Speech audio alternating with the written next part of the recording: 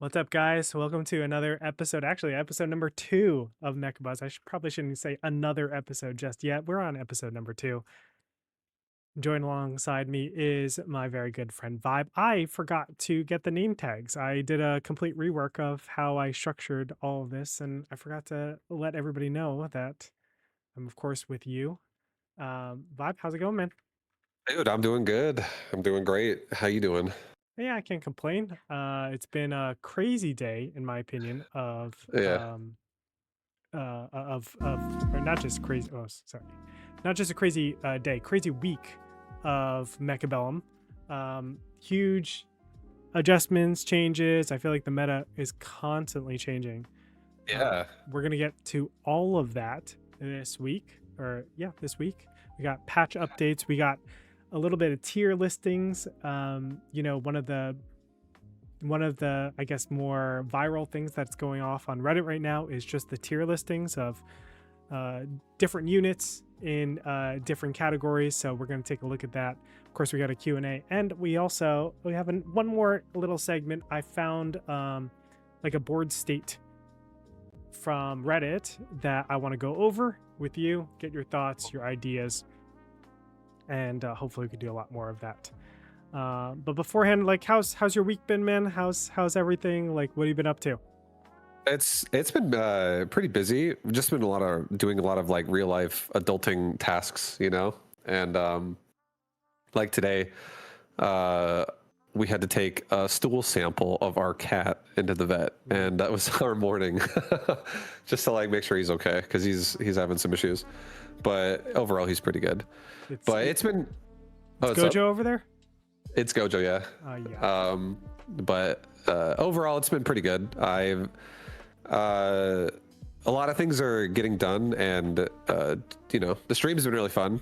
Doing a lot of, I tried Brawl, been trying Brawl a little bit. That's been much more enjoyable than it was before, for the mode. And then, yeah, just Mechabellum's been really good. Been having a good time. Yeah, obviously we've been 2v2ing a bunch. Yeah, I think Mechabellum's in like a really, really interesting and cool and experimental. I know we always say this every single week. It's experimental states, but it really It's is. good. Yeah, Yeah. I've been having a lot of fun. Just like, let's just see again if this works, if that works. We're gonna talk about that soon, but a little bit about what I've been up to. You know, my girls have been gone for about 2 weeks now. They were on vacation. They just got back, and it's been nice. They actually just got back today. I know you're obviously know about them. Your Uncle Vibu, and Auntie Nadine. Auntie Vibe. So it's good to have them back. And Sue and I have just been chilling at home. We played a little bit of Power World this weekend. It's been nice. Nice. I generally don't like to play multiple games at the same time, but you got to do this a little bit for the waifu. Yeah, And we I got to get totally you in on understand. there. We got to get you and Nadine on the Power World train. I have a dedicated server, so we can just like play 9 people all together. It'll be great. I haven't really tried it too much. I think I played it on stream like 2 years ago, or like a year and a half ago, but then I never actually came back to it. I don't remember. I was going through like a bunch of game change phases where I was trying all the different kinds of games. Yeah, it's changed a lot. Not as much as Mechabellum though. So Yeah, I just remember when I was playing it, I had like a spear and I was like stab, stab, stab, stab, just like collecting the pals around the world. that really is what it is. It's just going around torturing poor pals, Yeah, catching literally. them, and just making them yours. And then you just bring them back to base, and they're your slaves. I wish Yeah, it you was just anything different. you're now chopping wood or something for the Yeah, rest of your life. exactly. That's it. Oh, you're depressed? Well, suck it up. I don't care. Uh, it's a fun game. It's a fun game, especially for the family. Can't wait. I want to get the girls into it. They've played Hogwarts a little bit. They played, Nice. what was the other game that we played together? Oh, I can't think of it. But it was a Pal World-like type of game that we played together. Okay. So yeah, we'll get everybody in. It's just like cool to have the whole family of gamers. No, that I agreed. That's fun. That's how I grew up as well. Yeah. Okay, let's get into it right now. So obviously on Thursday of last week, there was a patch that hit, and it changed a lot of stuff. We're going to go into all of those changes as soon as... Apparently, I messed up one of the... Okay. We're going to go into those changes right now and take a look at just these small things that have gigantic ramifications for the entire game. So let's go into it. The first thing that we have is the Farseer buff, and it is a gigantic buff. There is a typo here on the patch notes. It says the attack went from 1226 to 1238 for plus 10%. It's actually 1126 to 1238, but it did get a 10% buff in its attack. Then we see the anti-air damage modifier increase from 75% to 90%. And the burst mode, it went down in price, but also went down by attack slightly. Now, I haven't done the math exactly, but I'm almost positive that the burst mode with the attack buffs do more damage, or do more damage to air now, to air in particular. Is that right? Yeah. It's something pretty dramatic because the attack is a base adjustment. So with the attack interval modifier, with the base modifiers, like just buying attack, it's a huge increase. So far, have you been testing the Farseer? Have you been working on it at all? Like, tell me a little bit about your experience with the Farseer and this change. I for the last week, I've been using a lot of Farseer, but I haven't. I didn't even know that like these new proposed changes are going to get with like even more damage on this thing. I feel like it already seemed good in my opinion. I was like, okay, Farseer, I wanted to have burst. It just gets the job done. Like whatever it looks at dies is what it felt like. And it's just like such a easy to use unit, I would say, because it's very durable, right? It's not like gonna get itself killed as easy as other units would. So it's pretty forgiving where you put it. And it's pretty multi-purpose too. It deals with like chaff and big units kind of like well in general. So I think it's a really solid unit, and honestly, I'm a little surprised that it's gonna get a damage increase. But I mean, the burst isn't also like what was kind of insane about it too. To be clear, these are all the changes that already happened. So this has been in since Thursday. Oh, well, I mean, I didn't realize that. It's been my Farseers have been great. So I mean, I guess that's why. Yeah. They just kill things so much faster. I don't know if you've played like Farseer against Boat at all, but it is laughable. Yeah. Right? Yeah. I feel especially bad for players like, I know I brought him up last time, I'm going to bring him up again, for Woot.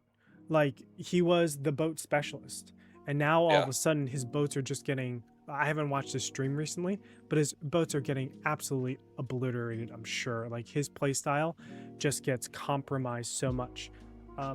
I want you guys to kind of like scale back a little bit and think like when you would use burst mode, and it really is this meta. In a world where War Factory is really freaking good and Mountain is decently okay, and Abyss is really strong, right? Think about how like your board composition has to be. It's like a lot of small units, like really tiny units, and then this one big massive behemoth. And really what a lot of times we were talking about the last patch, the Abyss would come out and it would do its fire to everywhere and it would kill all your Mustangs, right? Like the missiles in particular is what I'm talking about. Yeah. And now we're in a position where it's kind of flipped, not flipped, but we're in a position now where if you are getting only 1 or 2 or 3 units that are doing all the damage, you're going to get punished real bad from this Farseer. And that's where I think it's like the response to the War Factory. It's the response to the Abyss. It's not perfect, and I think people are still experimenting with how to do it, but it's this weird meta now where I see a lot of mid-range units, like a lot of sledges, a lot of saber-tooths, a lot of 200 cost units. And then you'll have this on the other side, the Titan gamers, right? I'm not sure how I like everything just yet, but it's definitely been an interesting like rock paper scissors in my opinion. I agree. I feel like I mean, I'm definitely a small unit user myself. I avoided like giants before Titans existed. I was like, I hate giants. And now I'm like, I actually love Titans though for some reason. I think Titans are great. I think they're really fun. But I think it's more because like you can get away with like one Titan a lot of times and it just like does the job or something like that. But there are plenty of games where I'll play where I'll have like a nice board, it's going really well, and then a big unit does come out and then it just shuts everything down. Especially because I play like extra aggressive a lot of times too. So I'm like right in its face, almost like on the line. And then I'm like, oh well, I can't really turn this around. So you can definitely have like your whole build shoved pretty hard by something like that. Do you think it's like overkill at all? The Titans and the Farseer? To be honest, even though I feel like sometimes it really is oppressive to how I play, I like it because I feel like there are solutions to it too. I feel like there's so many angles that like you can like hit a tower from, for instance, like because there's two of them as well. And like I do feel like a lot of times there could be a situation that gets resolved by paralyzing somebody, or there could be a situation that gets resolved by like let's just say there's like let's say it's like round 7 or round 8 and it's like the game could end in one turn. I feel like things like poison or something like that could be huge in those kinds of situations too, where if you just had like a modifier you could just really turn it around and like make it work or something. I think it's in my opinion, I think it still needs time to flesh it out because I think there's still creative ideas that you can do to make things work. Yeah, I also agree that like we don't quite know what the final verdict is of all these changes, and I'm sure there's going to be like another slight adjustment with all this too when like the next patch comes out. But to me, like I don't know, it feels really strong.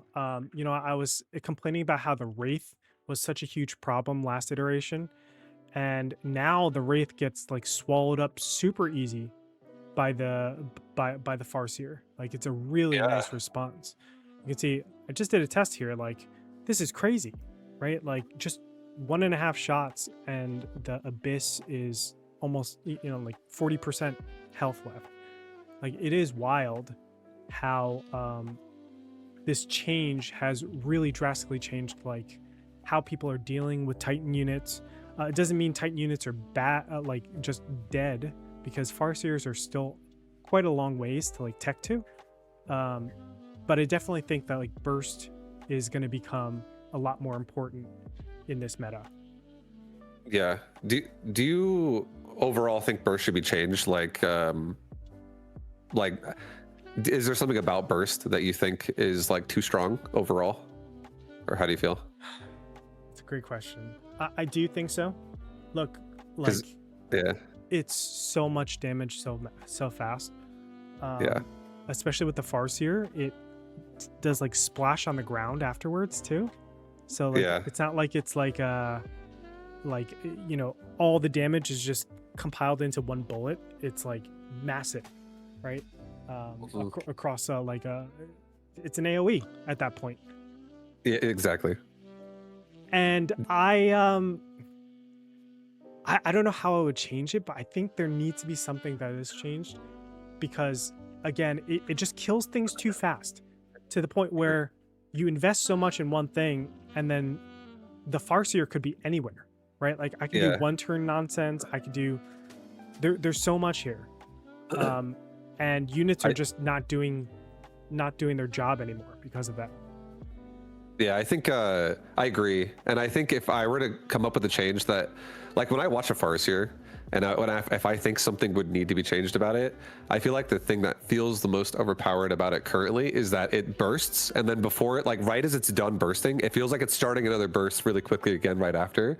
So I feel like either like punishing its attack speed even more and making it a little bit slower, or changing its burst to where it somehow fires all of them at once and it doesn't have a continuous splash that comes out for like the duration of the burst, and then it actually, you feel the weight on the cooldown because like it's not like it just does one and they all go at once, you know what I mean?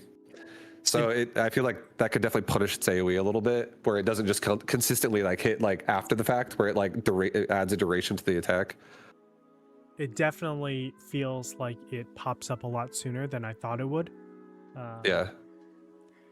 Yeah, I just feel like the identity of the Farseer is just getting a little bit confused right now. It's Yeah. I think it is still not a unit where you just, oh, turn 2 or turn 3, I'm gonna go the Farseer. But there are so many situations now at endgame where it's like, oh, okay, a Farseer will just clear up all of my problems and I'm good. Oh, I have Wasp problems. Okay, like I don't want to super invest hard, but I also want to invest in something that will be able to deal with stuff in the future and just limit my opponent's play. So I'm just gonna go a Farseer. Yeah, no, that's exactly what it does. It's a problem solver. It supports you by solving all of your problems. Oh, Yeah, you got problems? Not anymore. You got a farce here. oh look, there's acid on the ground. Farseer photon. Oh look, they switched to Titans. Oh, I'm gonna click this one button. Okay, life's good. You know. Life is good, dude. Have you run into situations where someone has gone for the Farseer upgrade and you thought it did a worse job than if they didn't get the upgrade? Honestly, no, not really. I feel like a Farseer is a unit too that just gets itself out of every problem it gets into because it doesn't get stuck on units. It's like, oh, I'm looking at that, it's dead, doesn't matter. I'm looking over here now. Like it just like gets things done. So, and I never really have thought like, oh, he turned this on and good, I baited it out, or like I made this happen for the Farseer and this is now weak for him. Let's switch it up. Like maybe photon emission if you like think that you're like, oh, I'm not even gonna EMP right now, but like it also gives you damage reduction, so it's not even bad in any way. Like it's all good. Yeah, yeah, I agree. Because generally, the Farseer, like, don't get me wrong, do we like it that it clears chaff? Sure, like without the upgrade, but the chaff clear wasn't its primary purpose. It's just to do damage and just kind of be like around there. And I find that even when it's distracted on like side crawlers, it's like it's all right. He'll get in at the right time eventually. I still got hounds going. I got arc lights going. Like we still have a lot to clear until we need to hit those tarantulas or something. And then it's just one shot killed. It does. It gets rid of all of the problems really well too. And I feel like I think one of the biggest strengths about a Farseer, in my opinion, is its delayed attack, because it just keeps like it when it does like it's like regular shot without burst fire. It just has that like 2 missile hit where like one hits and then a second later the other one hits, and you actually hit deeper in a vertical line, especially deeper stuff in the back every time. Oh, you're talking about the miss shot. The miss shot that happens like, a lot of times. Yeah, like when it kills a unit, even if it like overkills or whatever, like units get hit by that second like detonate of like with the second spiral that hits right after, because it like spirals in or whatever after the first missile hits, and then I feel like it hits units that are a little bit deeper because its splash reaches them as well. Yeah, very interesting. Yeah, I do. I understand what you're saying. I'm gonna try to pull it up on screen right now, see if I can like communicate this. So you're saying when we have like sometimes it'll see a target, it'll shoot, and then it'll shoot again at like that. Oh no, it's well like the missiles, if you it always shoots missiles, and they both do whatever animation they want to do, where like they swirl in or they go side to side and they come together. But whenever they do come together, I feel like one always hits right after the other one, and then it's not like too much later, but it is late enough to where units, the faster the unit is, the more it gets punished by it, because it runs into the second detonation and it gets hit by it. So you're hitting units that like you shoot something in the front and you shouldn't be able to AoE so whatever is behind it, but because it moves into it and it's like a stormcaller where it tracks the location and hits the location, it just hits them anyways. Yeah. I wonder how big speed has to do with this. Like I would love to like lab this a lot more, and just see, like I just put speed on with the tower, and like are they worse? Are my crawlers worse now because it hits a bigger column or something?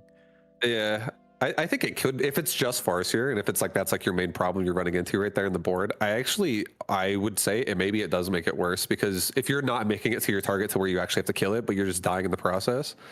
But I mean, I think it makes it better versus almost everything else. Yeah. Because you just actually I don't think anything else punishes the same way. Because because the Farseer's missiles are way more effective and faster than a Stormcaller's missiles, and Stormcaller gets punished by speed way harder because it just takes so much like travel time. Yeah, that's a good point. Man, the Farseer is such a peculiar unit. I think the mechanics of this unit, you're pointing out a lot of good stuff that I haven't even considered. I wonder exactly how to properly balance this unit, because it does feel very oppressive right now. It feels too good. My thoughts are honestly make it no longer have a duration shot and make it just have a burst genuinely is like a 0.1 second, like everything goes off at once and you just like hits, so the damage could remain the same, but it doesn't happen over a period of time. Because I don't know if I'm correct or not correct on this with how the AI actually works on it, but I would almost not be surprised if it were to attack and then as it starts, it's like when it has burst and it's like going and it's just shooting for like 2 seconds or a second and a half or whatever. If the attack cooldown starts as it starts the animation of attacking, so then it's already like halfway done by the time it's finished actually launching missiles. How would you feel about it switching to like not quite a laser, but think of how the melter works, where it's like it hits that target and then just starts homing missiles with a laser of non-stop missiles, and it has like that same DPS, but that way it like slows things down quite a bit of like retargeting. I don't know if that works. I don't know if that makes sense. Does it have like a delay when it retargets that like has to like for a second and then it starts going like after? Yeah, it wouldn't be like the insta lock like a melter does. It would be like lock and then the missiles come out later. But I don't know how to balance that. Neither do I, but I think that's not a bad idea either. I feel like just slowing it down somehow feels correct. Yes, I agree to all those things. I think the attack buff needs to go away. It's so hard, man. It's so hard because right now the Farseer are just like, oh, it's good on medium units, it's good on big units, it's good on Titan units. So, and it's because of the burst mode. But then, like, what else do we really have? I've seen a lot more War Factory play on the ladder. I don't know if you have, but it's always like a War Factory and like a single marksman behind, and it's just like, okay, I'm just gonna wreck your entire base and get level 3. And it's just like so brutal. I'm gonna go into that a little bit later, but sorry. Yeah, I was just gonna say that's the last 2v2 we played against a nice team where they both went War Factory with Farseer. they did the exact same strat to both of us. So brutal. It was so fun. So brutal. Anyway, look, we'll talk a lot more about the Farseer a little bit later. Let's go into the next topic, which is the Mountain. So it got a new technology, of course, range plus 40. Like this, we've seen this all over the place. It costs 300. We got the cannon launch missile. The launch interval went from 15 seconds to 14 seconds. I don't think this has sorry, going a little bit too fast. Saturation bombardment, I think this is a big change. The attack interval went from plus 200% to plus 100%. And then the range modifier decreased by from 20 to 0. Last but not least, smoke bomb. This isn't actually a change because 40 seconds is an eternity inside of Mechabellum still. Let's talk about the Mountain. How do you feel about the Mountain in general, where it's currently sitting? I like it more than I did before. I'm not gonna lie. I feel like it just like I was actually watching you play specifically, honestly, in one game where I saw you doing saturation bombardment and you were fighting war factories with it. And I was like, oh, I actually haven't really done this myself yet since they've changed it, and I wanted to see it. And you were just demolishing the war factory. Like it was worse than burst fire. Farseer. It was an omega burst fire. It was like a level. I think it was like a level 2 mountain. Took out a war factory that was also level 2. I don't think there was any crazy modifiers of like armor on it or anything like that. But you almost in one shot, I think you did like 70% of its health bar or something. You would like crushed that thing in one shot of saturation bombardment with that mountain. So, I mean, I feel like I want to use that more too now. It feels more like just a single target destroyer. Yeah, that's really what I mean. It's more than that. Like I'm starting to find more ways to actually incorporate Mountain against medium-sized units and just be oppressive. And it's almost like a war factory deterrent. it's not perfect yet, and there's some really weird properties about the mountain that I don't know exactly how to I haven't been able to contextualize it too well. I'm gonna go into those in a little bit while I like prep the board, but I am finding that the mountain is just like a really wonderful way at dealing with, in particular, the corner war factory. Let me explain one thing that I find really fascinating, which is that the mountain, for some reason, likes to point towards the towers. Okay, so take a look at this real quick. Yeah. I'm gonna sell this off. When I put it here to the corner, you guys see where it's pointing, right? Yeah. It's not pointing towards the crawlers that are closer to me. It's pointing to the war factory in front of me. And it's only when I go out like here that it switches to the crawlers, but then one more out, obviously, it's pointing to the war factory. So there's some really weird spots where even if I'm going to put just some crawlers in front, you're going to see this might bug out actually, because there's some weird stuff. But I'm just going to, this is all vanilla. We don't have saturation bomb on it yet. Not the best chaff clear, obviously. Yeah. But you see, like, he's not going to turn. Of course, there's turn radius. He ate through an entire round of crawlers and is also, took out half the health of the war factory. Now you're saying like, okay, you lost, but remember, it's just like one deployment against 3 right now. If I switch that and I just eat the crawlers in the front, he's still gonna target forward and he's just gonna kill this war factory. Yeah. I think he is. And that's so really weird, right? Like, why is he not turning? Because the crawlers are.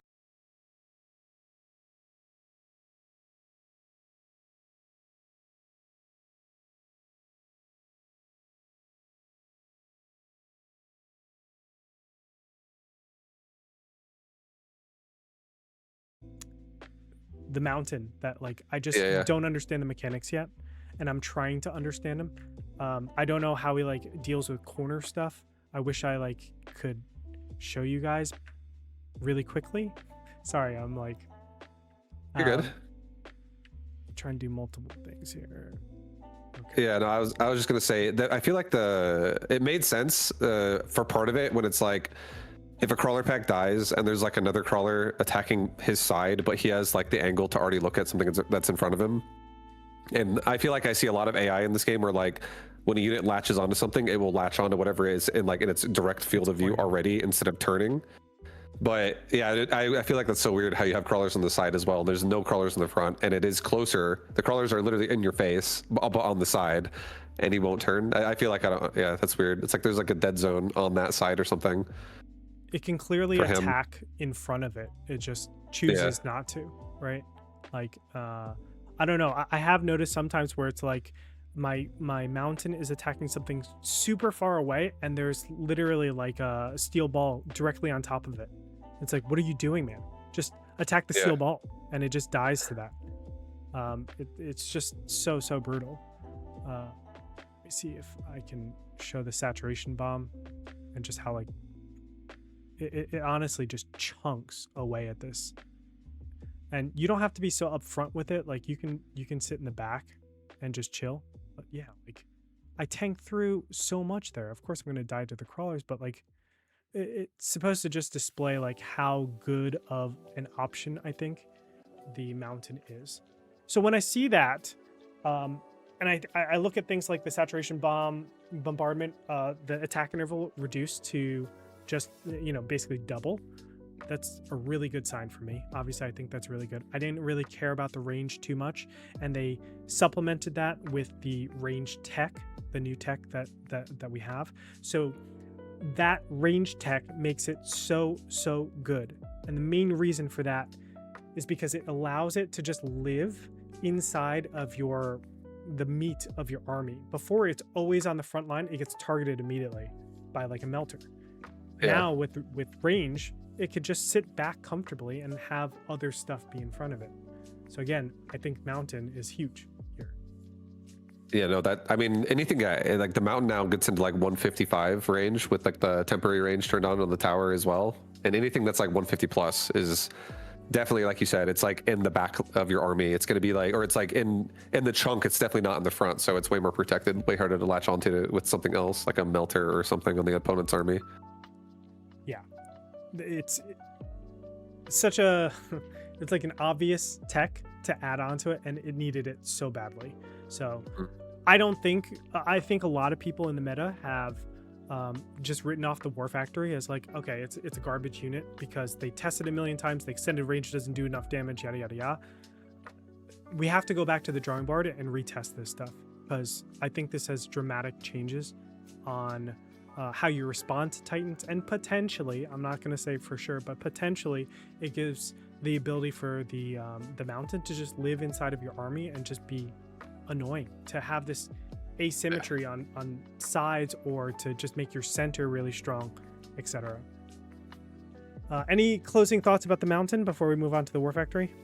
Yeah, I just feel like the mountain is actually it seems like a good change as well. Overall, I feel like it's been more fun exploring with it. I think my favorite things before were the missile, the plating, and siege. And now yeah, there's a lot more to it that's going on. That's really it's like you said, it's really interesting. More testing needs to happen. Yeah. Gotta get some mountain games in. Well, you are the person known for testing, so. The War Factory, last but not least, is the HE got changed. The explosive ammo got changed from 100 to 150. Look, I think the War Factory is in a very toxic state right now, but I'd love to hear your ideas. I'd love to know your ideas of like how you feel about the War Factory as a unit, and also in the meta. I think War Factory is overall pretty. I think it's a fun unit, but I do think the one thing that, in my opinion, feels like if you were to describe what it looks like in a game when it's the least fun version of a War Factory to play against, I feel like it's the War Factories where they all stay at level 1 and they all just have a few abilities turned on, and it's just like mass spamming the War Factories out as quick as you can with like the explosive getting nerfed. I feel like I understand it, because like an explosive upgrade mixed with like a range upgrade, like you can like honestly clear the front line out so fast. And then if you also combine that with summoning upgrades like a steel ball or something like that, especially when it has like division on when it dies in the side of the steel ball, and you just create never ending chaff again, it does feel kind of insane. And then the fact that the War Factory also can just be like it just is so efficient once it has these things turned on, about like how much other, like it's worth 800 on itself, and it kills like twice its amount, or like 3 times its amount, it feels like, in terms of what other people invest into. So it's very controlling on the ground for sure. So yeah, I don't know, I feel like I like the nerf of explosive, but I don't think it should be nerfed too much either. So I also like that it's not like a crazy expensive one. I like that the explosive was only nerfed by like 50 on it, because that does, in my opinion, need to change a little bit and make it worse, but I still think it needs to be looked at more. So I can tackle this from a couple different routes.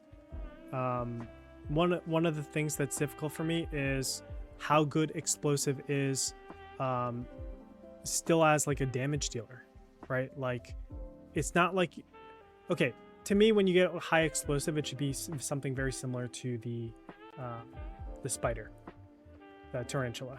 So yeah, when you go HE, you get a minus 40% reduction on it.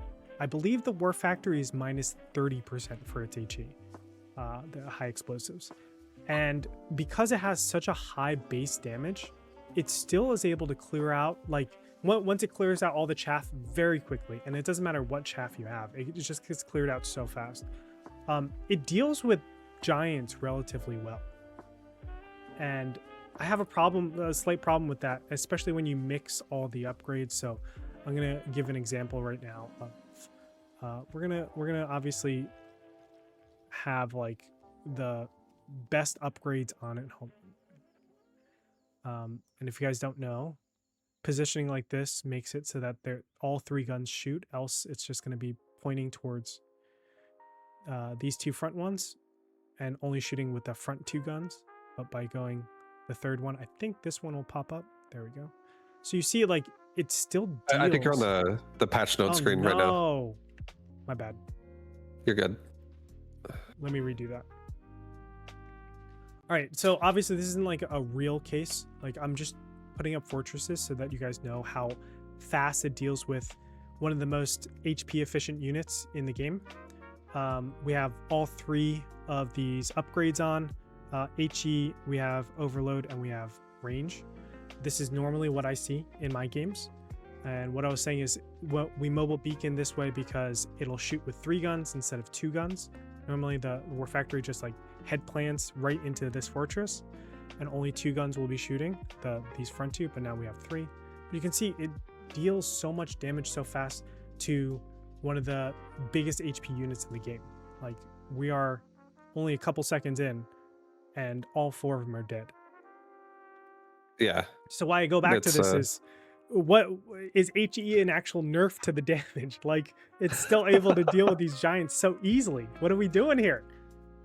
Yeah. It is a very strong upgrade too. Like, it has everything again. It has like with all those attacks going off, it feels like it has an insane attack speed again, right? Like, it's just shooting everything all at the same time, and then it's able to deal with big units like you just showed right there. Do you think it should be like a mountain level nerf with like how it has like siege, for instance, on like damage, where it goes down like a 70% or like a 50%? It shouldn't be good at killing everything on the ground.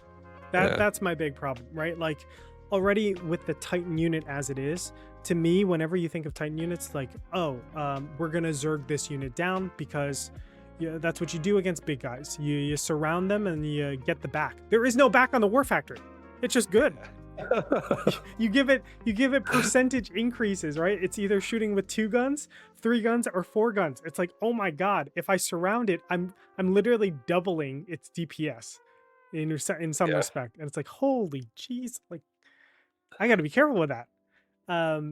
So that's where it's like, I'm a little bit worried where the identity of this unit is. Like, it's a War Factory, it's supposed to be producing units. Is it really producing units? It's, it's just a really big gun, actually 4 really big guns, mowing down literally everything in its way. Oh, you had a board? No, you didn't. Like, I'm gonna destroy your entire board state. Yeah, no, it does do everything. There's always like so many ideas too. Like, I feel like it's interesting whenever you and I like start explaining things. I'm like, what if they just added War Factory buildings to the game, and you just like could like actually plant your War Factory, but like don't actually have like it's not a unit anymore. It's just like it's like a base, a builder that just pumps out whatever it's supposed to pump out, and that's like the new War Factory. So it's a swarm host, you're saying? Yeah, exactly. It like sees the enemies, it plants down into the ground. It's like, okay, here you go. That's go. Right. Like, Jesus. 3 units, baby. And then we buff it so that it never stops producing ever. It doesn't have X amount of times until it's over. It's infinite. You say that, I don't know if you mean that like for real or not. It's a really interesting idea in that, especially if they're picking up and moving down. What does that mean for like mobile beaconing, right? Can I create a situation where we're like always on the move, so they're always not producing? I don't know exactly. That is very interesting. I would love the War Factory to get back to its roots of what I think it was made for, which is like this production factory. Instead, it's just this all-around gun that is 360, and you need to change your entire board state immediately, or you're just going to get wrecked. And I have an idea. I actually have an idea right now. Yeah. I was like, what if every single time a War Factory pumps out a unit, it like does like this self-paralyze for a second, where it's like it actually like has to like, so if you actually make a conscious decision to get spawning units on it, like summoning units, it can't really keep up its attack measure because it's like investing its energy into like producing units instead. So like when the cooldown comes up and like a sledgehammer pops out or a steel ball pops out, it's like based on that unit, it paralyzes itself on like how good that upgrade actually is or whatever. Yeah, I think I would like that. Well, here's the thing. Nobody uses it. I shouldn't say nobody, but very few people use it for production and for attack. Normally it's one or the other. So what we're then doing is just forcing it to polarize, either only go production or only go attack. And what I'm targeting in particular, the production is like manageable. I think it's still difficult at times because just the overall stat line of the War Factory is so good. But the corner factory is what I think I have the biggest problem with. That is putting it in the corner, mobile beaconing it into a tower, and then you basically do a woot. You prepare all this stuff for that corner, and then you just switch corners, and you paralyze the other side, and you end up winning in like not cheesing, but like, you know, you're just doing those tactics. That's what I have a problem with when we're doing that from like round 6 plus, right? That's when I normally see it. I don't know. Like I had to reestablish how I felt about War Factories altogether, because I'm a huge War Factory user. I've used it since, you know, last season. I was like one of the big ones that just kept moving it around and just kept being abusive and found different ways and to beat like the melters, like melter players. So I don't know. I don't know either. I haven't really seen too much of the corner factory. I feel like the super cheese that can exist, but I totally know what you mean though. Like just putting it, like making it come back in, and then you just have like and this is with this he's doing like summoner factory, right? He's not doing the like, he's not like moving forward from the back, like killing you at his tower or something. Or go ahead. I was just like, I'm not really familiar with it, so I can't really draw from the corner factory. I don't know exactly. I haven't really seen too much of it. Oh man! But I can't wait to see it though. I think there's 3 major styles that we've seen for the factory. It's the corner factory, where you're getting like range and HE, or range or overlord, depending on like what their board state is, how much your chaff, how good your chaff clear is, how bad their chaff clear, etc. We're seeing the blue War Factory with armor planted straight in like wherever their chaff clear, especially against like spiders. And it's just like, here you go, spiders, you will never be able to kill this, you know, especially if they have marksman or phoenix. Like it's just not enough DPS, not fast enough. And then the third way is the production. I think that's the least seen, but it's the most seen inside of 2v2s, which is why I think we see it a lot more. But for 1v1s in particular, the corner factory is the most. And then because it has multiple rounds in it, people are starting to go efficient maintenance with it even, because they know, oh, I'm going to do this for 3 turns and just kill you, you know, 3,000 HP over those 3 turns, and it's going to be great.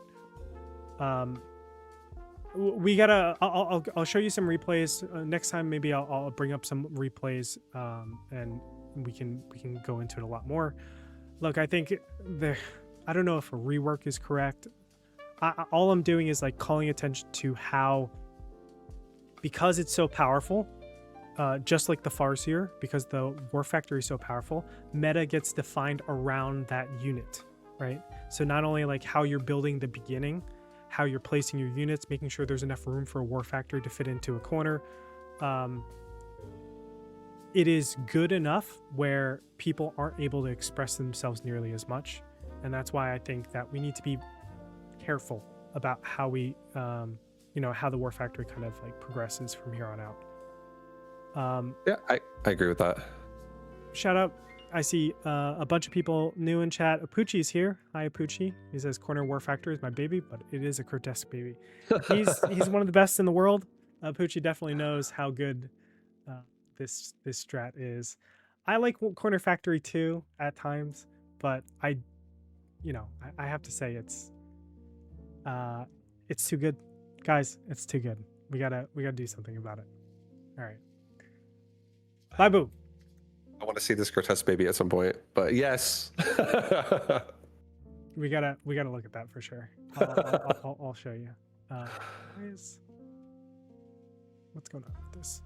My window capture. Oh no, I lost you. It should be back, I think. Sorry, I'm fine. No, I lost you in the cam. In the cam. I'm setting up our next segment. Hopefully I can get it right. Okay, so But there's been a lot going on. Yeah. Okay, a lot been going on with the meta. People want to know what your opinion is about everything that is the 1v1 and 2v2 meta. So we're going to start just with a straight tier list.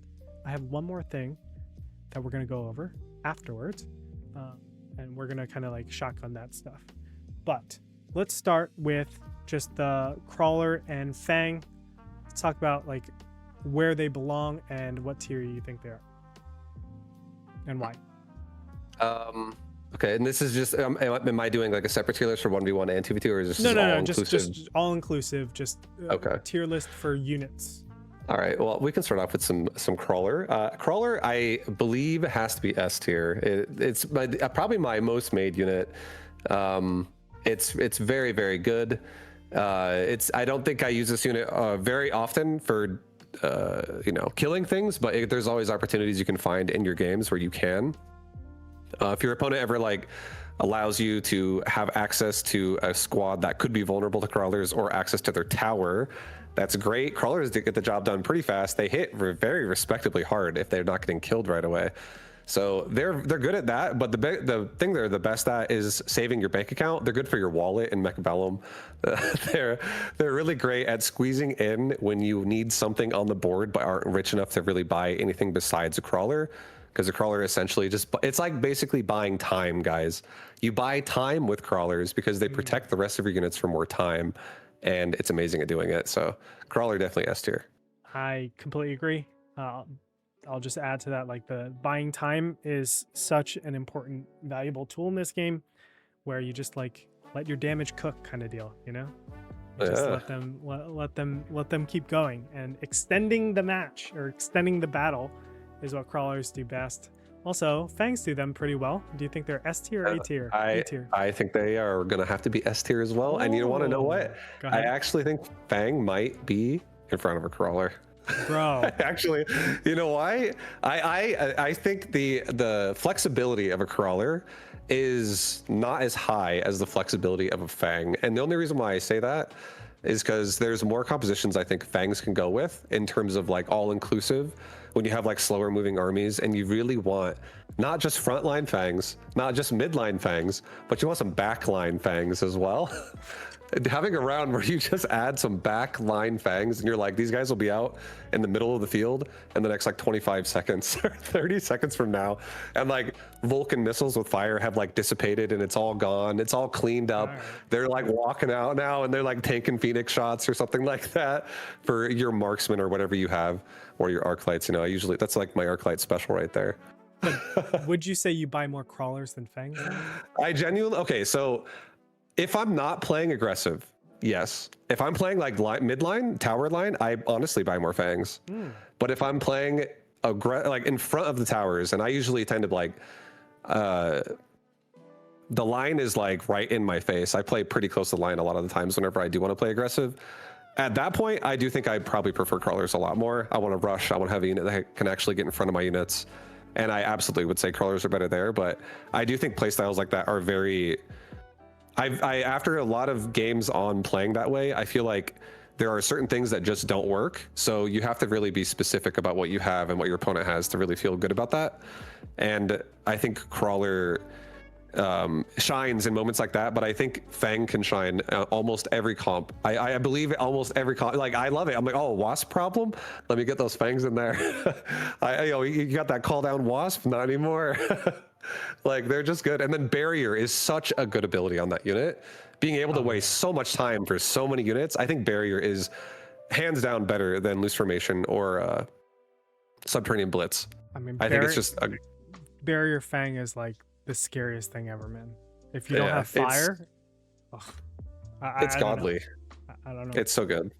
All right, but fair enough. I think it's close though. Yeah, I think it's close in my opinion, but I think Fang's better. All right, we got marksman up next. I'm gonna place them at D tier, and then you can adjust it up. All right, marksman. So you guys got to realize every time I look at a unit, I look at its level 9 potential. No, you cannot do that. and a device. I'm thinking about a marksman that has, like, we're talking extended range marksman, and he somehow has a ranged device, and he's level 9, and I even got like 2 attack modifiers. And it's still D my kind tier. of marksman. That's my marksman, and he's definitely A tier. A marksman is maybe B or A tier. Yeah, I love a marksman, but you have to have the mods, guys. If you don't have the mods, you don't play marksman. There should be Okay, another I'll one play that does assault marksman, because they are like, I think, qualitatively different. No, maybe not. Maybe not. I think I definitely think an assault marksman is way more fun. I think an assault marksman actually is incredibly deadly if you have range modifiers. I actually do not think an assault marksman is a good flanker. It's very specific. Like you have to have some like real control there for it to feel good in a flank. And then I do not think it's good when you don't have range. I think the only person that or I've only played one time against somebody where they were using Fang production with assault marksman like on the line almost, and I was like, this is very annoying. Actually, this is quite strong. But outside of like having like the Fang production, I feel like marksman there's a lot of like ways you can play it with a lot of variety of upgrades. Like you can get quick reload, you can do double shot, you can do a bunch of stuff. But I think an assault marksman with quick reload is a beast because it gets through chaff like nobody's business if you have like mostly marksman. No, I've definitely seen you use this to great effect. I still think it has a problem with the scaling, even though it has elite marksman. But this is your tier list. I can't push you that hard. I will say my whole marksman build falls apart sometimes when my opponent's just like, oh, I'm gonna hack those things. I'm gonna put like silence hackers, and you're just gonna lose all of them. It is so brutal. It is. Yeah, that's why you need that range. You gotta have chaff control and range, and then if you can connect to the target, a marksman can kill the target. I do think it can. It's just it's very hard to set up. I think it's a high difficulty build for sure. Okay. All right. Let's move on to the next unit. We got Void Eye. Void Eye, I'd say B tier as well, in my opinion. I don't know. No, actually, that's not true. Put it do A tier. Do A tier. A tier. Oh my god. Yeah, dude, this unit, it's so good at openers. It's so good at getting your units going with if you just want to like get the heal, the energy absorb. And then if that's all you want to do, and you don't even have to, like, this unit doesn't get invested into super long. The only time I ever invest into this unit is if it's just like a good board for having the Void Eye DPS with like range and charge shot and suppression shot, like pure range Void Eye with good damage. Okay, so what you're saying is you are not judging this unit based on it being level 9 with all 4 techs. So yeah, not this time. I never do that. I make exceptions for what I like. So you're saying as a vanilla unit that you're getting in the beginning, it's solidly okay. I think a lot of okay, like there's probably a better way to describe my tier list. It's also about like the investment to like what its performance is for that investment, and I think a Void Eye with minimal investment actually performs pretty good in early game. All right. A tier though. Yeah. Above the marksman. I mean, I think it's easy. I think it generally like can last longer. Or I don't know. It's switch the marksman to A tier. Oh my god. A tier. Put the one up behind the marksman. Put him in there. Put him in A tier. I don't. But no. There we go. All right. Arclight, easily S tier. Oh my god. No, but to put Arclight in B tier, it's honestly B tier. Put Arclight B tier. Arclight, I used to think it was S tier. I used to, but this unit is pretty sad nowadays. It makes me sad. I really like it still, but it does not. It feels like a worse marksman. Honestly, I feel like I'm happy that marksman's an A tier now because assault marksman is the new 2025 Arclight, guys. It's a lot better. You hear it here so. first. All right, let's move on. Arclight doesn't need much more. He's forgotten about nowadays. All right, Hound. Doggies. S 100% S. Oh, Hound is also ahead of Fang. What? It's the Hound, bro. Wow. This unit is the best. This is like a sleek top of the line edition of pushing chaff forward with early game like mechanical range upgrades. This chaff pusher is great. It goes well with a lot of things. It goes well with almost everything in the game, in my opinion. Just because this unit's so good at killing chaff, and if you can level it up, I think it can deal with bigger units. I do think there are units that can shut it down, so you have to protect them. They are relatively squishy. So there's a lot of things. Like if your opponent gets a War Factory with explosive, you're in danger. So every game you're in danger. Yeah. So it definitely has its moments where you need to realize it's no longer the investment. Yeah. But Okay. I do think a Hound is really good though. Okay. Steel Ball. I just want to remind you, we do have 2 more tiers that you Yeah. have to I'm use. generous. I'm generous. I'm a nice judge. You are very generous in all this. You're a little bit like bordering on the slut potential. All right, we got Steel Balls. Steel Ball is, I think it's probably A tier as well. I love it for an opener, and I actually really love it when you can just force your opponent to play certain ways and you can just sell it off. I don't even think you need to upgrade this unit at all. I think, yeah, it can be honestly in front of the marksman, in my opinion. Okay. I think this unit's really good, just literally leveling it up and being a device holder. You could just be like, oh, I want a device and I'm about to go giants. I'm about to make like my fortresses, or I'm going to make my my worm or whatever. I think it's a great device. It's a specifically tanky device holder, and it's amazing when you can just like level it up, give it an upgrade, give it a level, and that's it. You don't invest anything else into it. It holds like a champ, and then if you see potential, turning on something like energy absorb for this unit too can be so game changing. You can just actually demolish so many different boards with this by keeping them alive. I had like this perfect board state where I was just gonna obliterate every single Steel Ball. They weren't going Steel Ball Wraith. I thought I had the counter. I had like very high level multi-melters, and literally the guy turned on absorption, and I was just like, my melters don't do any damage. Like, it's crazy. It's crazy. If you just have one Steel Ball like actually get the full damage on a unit and it just ramps up, it's like full healing itself every like half a second. It does not die. And there's a lot of times, a lot of games where I'm playing against people who go like Titans in their build, like a War Factory or like a Mountain or whatever. And I'm actually like, I have so much overwhelming amount of chaff that I'm just like, let's throw my Steel Balls in there, give them range, and let's just like get it done or something like that. So I really like a Steel Ball. I think it does become noticeably a lot more powerful when you turn upgrades on it. But I think just the fact that its base form is insane too, especially with devices, and you can always swap those out. So I like it. Okay, right on. Mustangs, where we at? Behind the Void Eye, A tier. I think yeah, dude. Mustang, it's good in my opinion. For openers, I don't think it's good late game. I will say this: I don't find myself investing into Mustang nearly as much as I used to. Yeah. But I do think that there's a lot of games where if my Mustang, let's just say I have like really clear board control, and I've actually been doing. I used to think this was crazy, but lately I've been doing things like where I'll just upgrade my Mustang.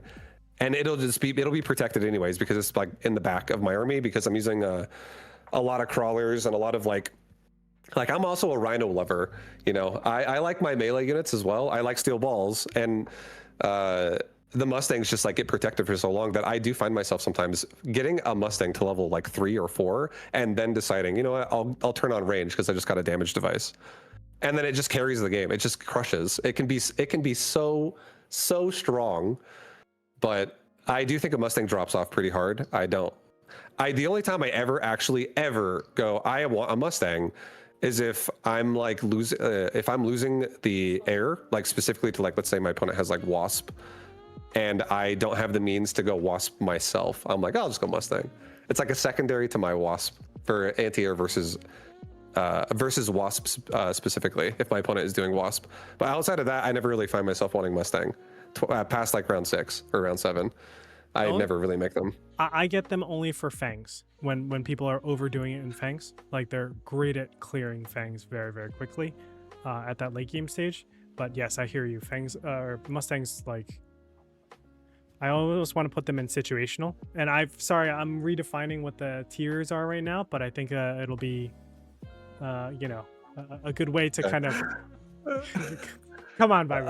I like some of these open, like I'm also basing this off of when I see specialists with like an opener, and I actually think Mustangs, specifically if you side stack, are actually not bad for the first few rounds either, and you can sell them off.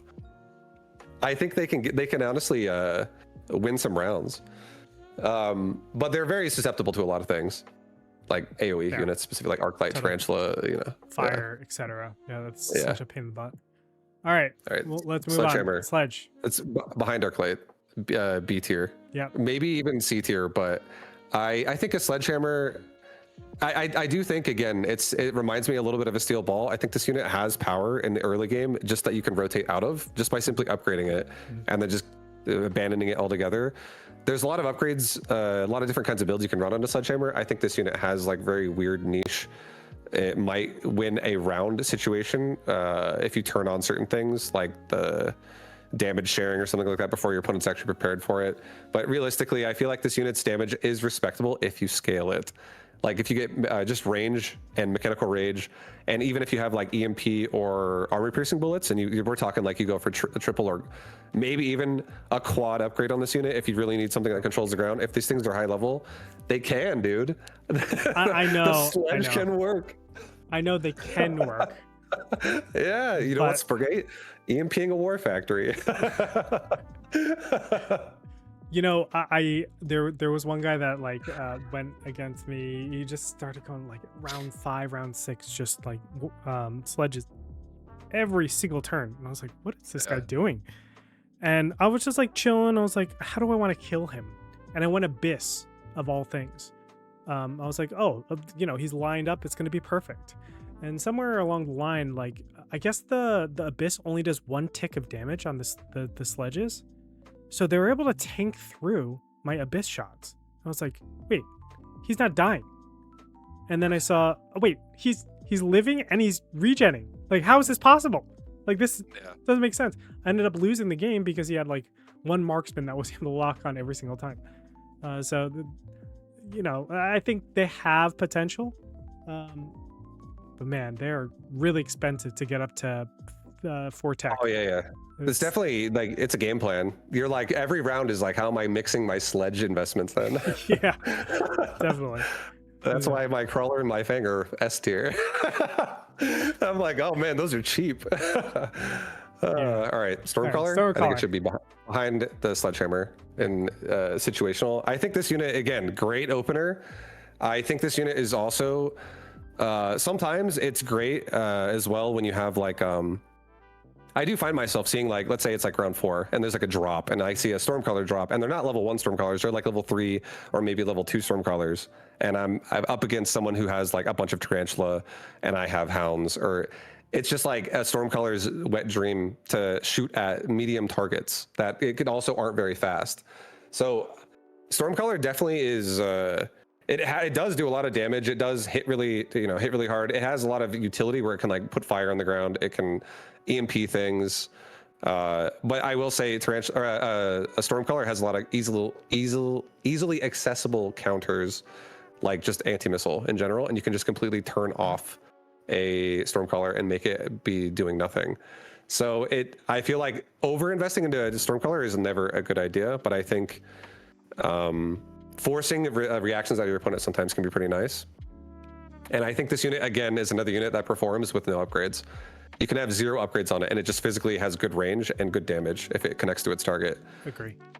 Yeah, I don't think you should ever be upgrading this unit, like levels, really, unless you're really trying to bait them out to get some sort of AM. But I think overall, like, just because they're a missile-based unit, they're never going to be higher tier because, you know, you can just get AM'd. So yeah. Tarantula. I hate this thing. I'm not gonna lie. I think a Tarantula should be behind a Stormcaller, in my opinion. Whoa. Okay. So I think the problem with the Tarantula is that its upgrades do feel like they changed the unit, and sometimes for the better and sometimes for the worse. Oh, really?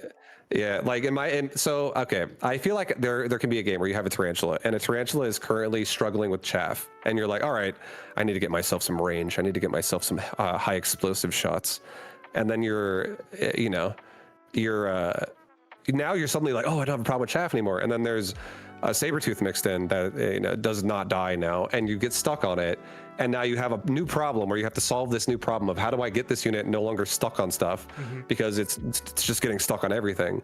So this unit requires more thoroughness with where you put it, in my opinion, or what is around it. And it just feels like when it's standalone by itself, it's really easily controlled and killed. So this unit feels like a mandatory upgrade unit. Like you have to get certain things on it for it to even be effective at all, except for like maybe the first round. And it even like there's just things that shut it down, I feel like, and it feels, in my opinion, I feel like you can shut it down in a lot of ways. So, the last thing I was gonna say is it's so expensive and it's hard to control certain parts of the board with it too, in my opinion. Yeah. Just because of how much you have to invest into it. So where I'll push back, there is one module, I think, or not module, there's one skill that is so good with these two, the Arclight and the Spider, and that is redeployment. I cannot stress this enough. Like people that think that you should be placing your Arclights and your Spiders in the same place every single time, you're doing it wrong.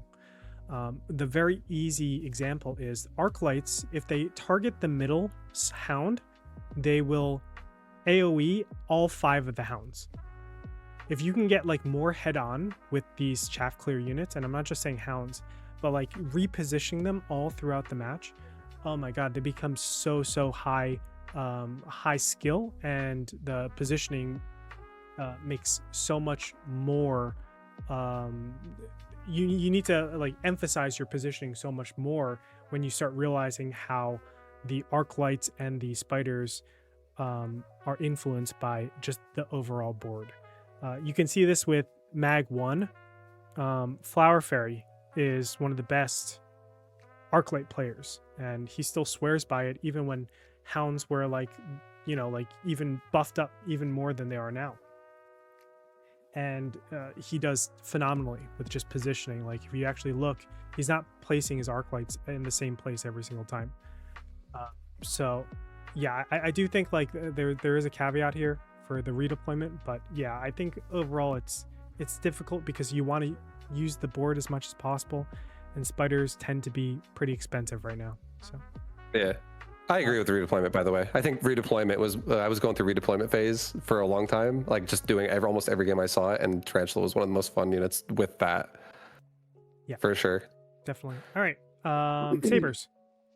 Put that thing behind the Steel Ball, an A tier in my opinion. Whoa. I love Saber. I think Saber is like it's just again another unit that I think is solid as if you just look at it as a tank. If you're like, oh, this unit's going to absorb damage for the rest of my units, it automatically does that really well, even without upgrades. I think if you would like invest into something like regen, you can really force that, and you can like maybe force EMP or whatever. But I feel like a Saber is just like naturally really tanky, so that alone is already nice. But the next thing that I think is amazing about that unit is its damage is ridiculous, especially for early game. Like you solve so many problems if a Tarantula looks at it and it just shoots it and it one-shots it for most things, or it two-shots it for like a Tarantula or something like that. It kills things so efficiently and so quickly if it can just look at it. And then on top of that, if you have a really scary problem, it can be solved as well by like a really high HP problem. It can be solved by double shot on a Saber as well. Like double shot is a tremendous amount of damage, especially if that unit has leveled a couple times. And one of my favorite drops to see, not only because it's really cheap and cost efficient, usually compared to the other choices, but a high level Saber drop can be so game changing if you get regen on it then, and maybe you have like a super heavy armor device and you get regen and suddenly this thing never dies.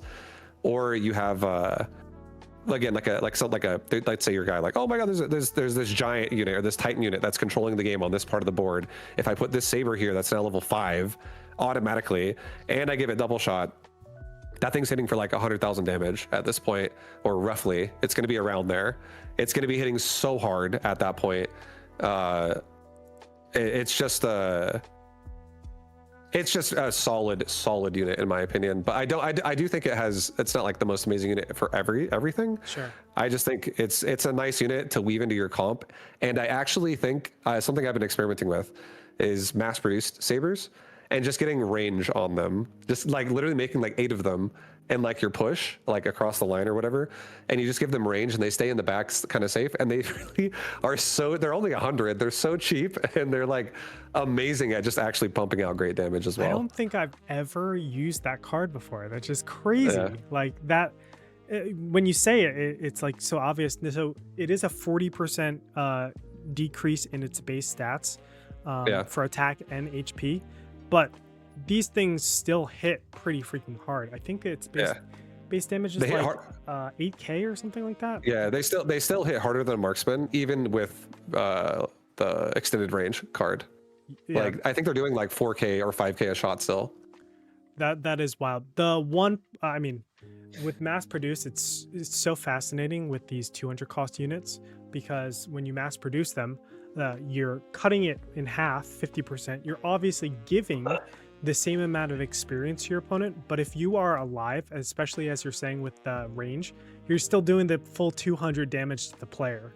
So you like bursting out a ton of sabers really quickly. Yeah. That's scary as hell, man. You have to. It was so fun. God, I should try that. I should really try that. That sounds super interesting. Go ahead. I was gonna say, I feel like that's something I would want to test more as well. I feel like there's probably a lot of ways that it can be punished too, but just like when you have that kind of board where it goes great with hounds, in my opinion, where you have something that just wipes out the chaff fast. If you just simply have like range or even further like rage on it as well, and the sabers just start looking at everything that's important really fast, and they just start like stealing all the XP as well when they kill these things, because they actually kill them pretty fast. And just getting your whole saber line to like level 3, they're suddenly like really, really, really powerful at that point. Agree. You know, I actually think sabers are the reason why like spiders are so underpicked right now, because tarantulas just get obliterated in the beginning. If I get a saber hound initial pack up, good luck with positioning your tarantulas in any meaningful way. You're just going to get blown up. Agreed. All right. It's a great time. Fire Badger. All right. What's the bottom one? Hacker tier. I'll put it there. I put the Fire Badger at the bottom. I hate this unit. Guys, you know how many games I've thrown trying to do things with this Fire Badger? I'll have so many games where I'm like, I'm in a pretty good spot. I make Fire Badgers, I lose. I don't love this at all. Okay, I'm going to push back here. I want you to try this for the next week. Don't use Fire Badgers as like your chaff clear. Use them. I want to put them up to like situational, but of course this is your tier list. Fire Badgers are really good at putting fire on the floor and clearing out crawlers when like people are assaulting you. Like really freaking good. So I think they are situational. Math is might. I just had a conversation with him where he uses this in conjunction with multi-melters. And what he does is, a lot of times when you're dealing with steel balls, the mech div is the number one thing that you get, so that you just subvert the targeting from the melters. And it also spawns a ton, right? You get 20 crawlers every single time you buy a steel ball. What these Fire Badgers are able to do really nicely is just eliminate all of those crawlers immediately, so that your multi-melter is able to lock on to meaningful targets. So I haven't tried it out, but in theory, all of that sounded really nice. And I was like, oh, and yeah, they are a little bit tankier, right? They're like 5k health per each one.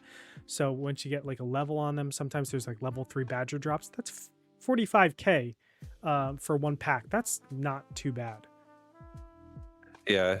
I think a lot of times when I think of a Fire Badger, my case use on it is either in a flank. Like I want them on the line almost always. I'm like, either want them flanking, or I want them defending a flank if my opponent's really invested with like multiple lines of crawlers or something right there. Or I want them like in the front of my army, or like definitely in front of the towers if they're going to play mid board. And it's so fun. Like in my opinion too, I think the best tech that I see potential in is napalm, because it just leaves fire on the ground and you just keep making things roast.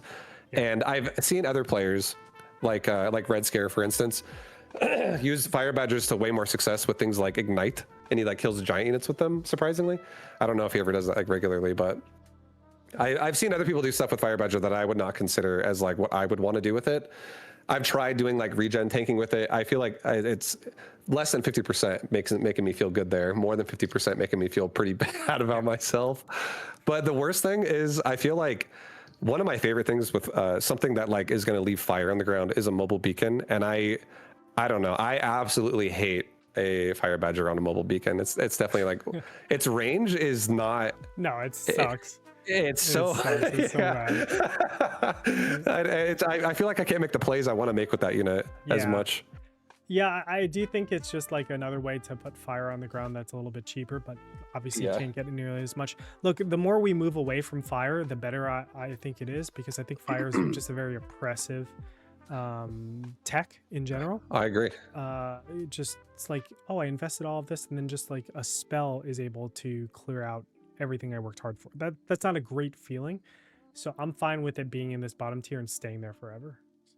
Yeah. We'll see. I think I still have a lot more research to do on the Fire Badger for sure. You're gonna have to put that guy in front of the Fang. Put him in front of the Fang. He's going right there. Look. It's broken. The Rhino is such a badass unit. This unit, guys, I get this thing going almost 40 move speed sometimes. Look at what this says. This is meta defining.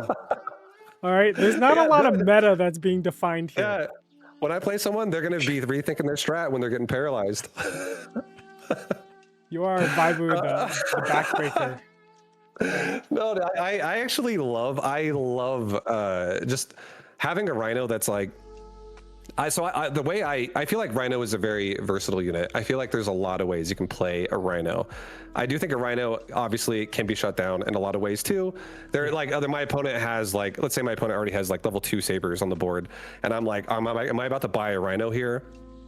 That doesn't feel like the best choice sometimes, but I think Rhino needs a Zerg mindset to be really good. And I think one Rhino is not good. I think one Rhino is shutdownable, but I think mini Rhinos is very good. And I actually swear by the mass-produced Rhino card. How many is many Rhinos, okay? Are we talking I'm probably making double-digit Rhinos, dude. Like 13 Rhinos. You're just a goddamn meme. This should be like best meme units. Then assault. Yeah, go ahead. Well, I think a Rhino. So I actually think this is like, I don't think this is the best thing about a Rhino, but I think it's very real and it's happened many times. I think you can like do a baby bird mentality of XP to level 1 Rhinos if you just acquire a paralyze on a tower and you time it to where level 1 mass-produced Rhinos are running into the board. They don't have to be mass-produced either, but I think it is exceptional with mass-produced because you can make so many of them. If you just have a Rhino that is covered by Paralyze, it just gets in there and starts smashing everything and gets all that XP and levels up no problem. And if you get all of your Rhinos to level up, you can make anything behind it as long as it does some form of damage, and they will cover for you, because having armor and photon coating makes that unit surprisingly very tanky. And then also having the other upgrades I personally run on mine is power armor and mechanical rage. And power armor gives them more HP again, and it also makes them immune to oil, its snare. It makes them immune to missile snare. It makes them immune to any kind of snare. They just run through it. And then if you have a mobile beacon and you have so many Rhinos in different directions where you can just find a tower that's like, I can wiggle into that location, like squeeze right in there and paralyze that tower. All you do is acquire one tower paralyze, and it puts so much pressure on your opponent to like try to like protect the tower, in my opinion. It's a really fun way to play. And Rhino is such like when it comes out, your opponent has to respect it if you start playing this way, or they'll die because they will get paralyzed. But I want you to know that I was in a think tank play along yesterday with a group of like, the Mag 1 guys, basically super top tier guys. And they looked at my Rhino tech because I was running Rhinos in that game. And they said, why the hell are you running power armor? Why don't you have your whirlwind on? I didn't want to yell at them. I didn't want to go through the genius of power armor, but I'm with you on that, bro.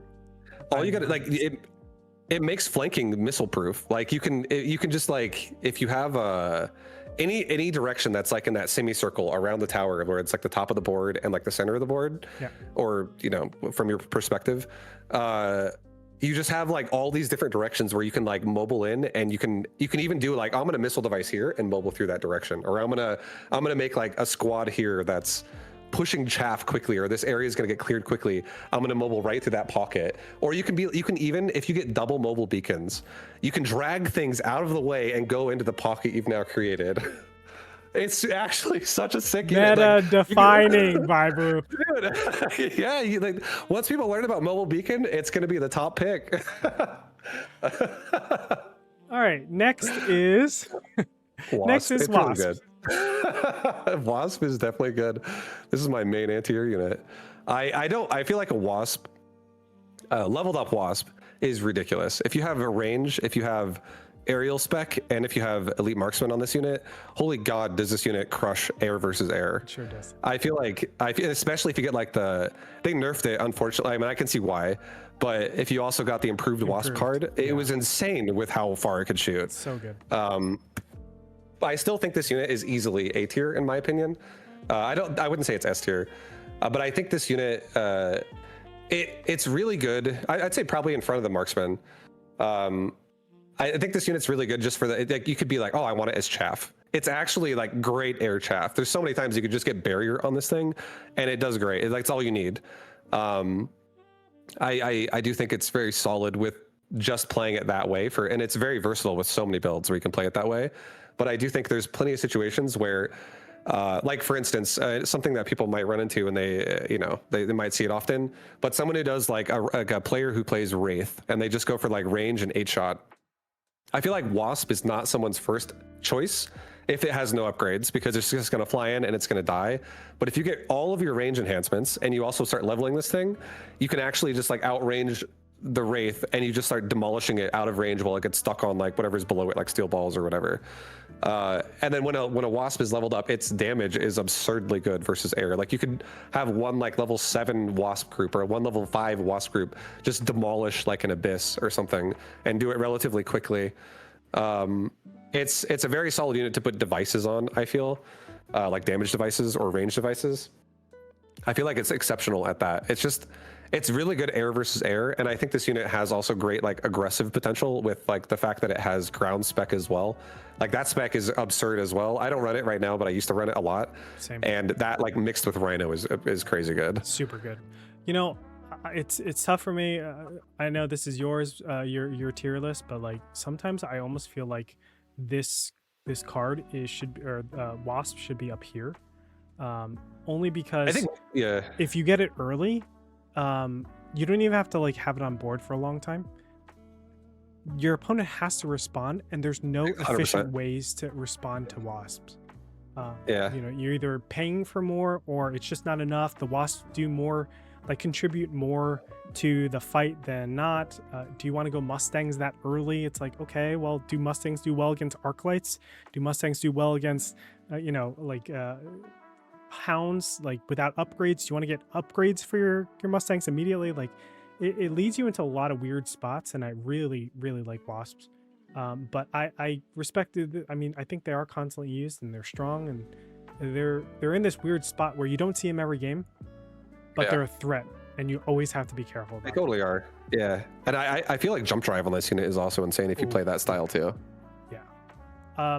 The last thing I want to say is I've been using Wasps with just range a lot more as chaff in this meta in particular, because the Farseer. Yeah. If I ever am going like what's it called? The donut. The Wraiths. Wraith. I feel like Wasps are a good like substitute for chaff, because normally the ground is covered really well and they get anti-air and the barrage.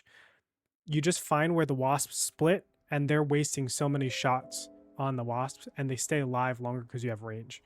So that's been a really nice addition. It's not every game that I do it, but I think people should look into that for sure. Oh, that sounds amazing. When you said that, I'm not gonna lie, when you're like, I get range, I was like, why wouldn't you get barrier though? But then like when you explain it right, when you're like, you just make them spread themselves out, you just always look for where they can spread. Yeah, you're just like, it kills like 2 or maybe 3 or something, or maybe even 1, and then it just like takes another shot. I could totally see that wasting so much time. Yeah, and remember, you're not trying to you're not trying to stay alive against the burst shot of Farseers. Like they're just gonna kill you anyway. And Yeah. normally they don't have like Mustangs. They have like other bigger damage dealer because they're trying to attack your Wraith in particular.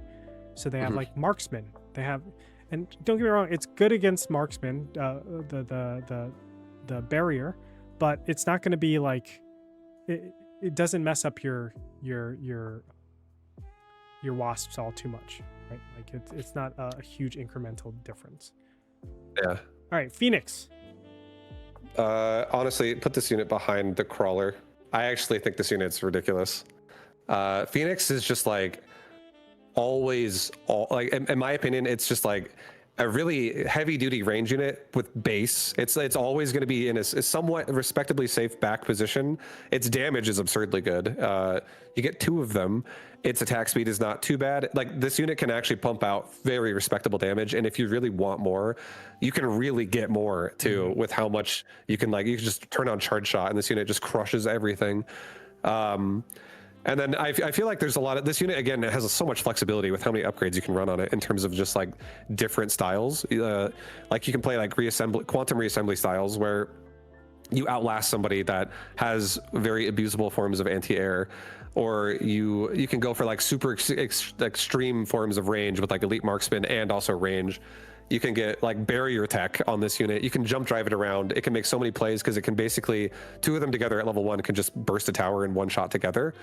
A level 2 Phoenix can just straight up one shot a level 1 tower. It's almost one of them by itself almost one shots a tower. Its damage is very, very nice. It also has enough range to like keep itself alive too. And if it's getting swarmed, like if Wasp are currently shooting at your frontline units, a Phoenix just like chips away at them and actually gets it done a lot of times as well. Agree. Like it's just very, very solid at how survivable it is. One of the like hidden resources of this game is I know it's obvious, but it's like the deployment slots against a number of bodies on the floor. And you know, we always look at like what's better, like 2 marksmen or 2 Phoenix, or you know, whatever comparison you want to make. The problem is like you can't get 2 marksmen super easily. I think marksmen would dominate if you can get we had infinite deployment slots, right? Like they are so good. But the Phoenixes, because you get 2 for 1 in a single deployment, it just immediately does so much more than marksmen in general. I think these are just like the clear pickup. So yeah, I like your positioning. I think they are definitely meta defining.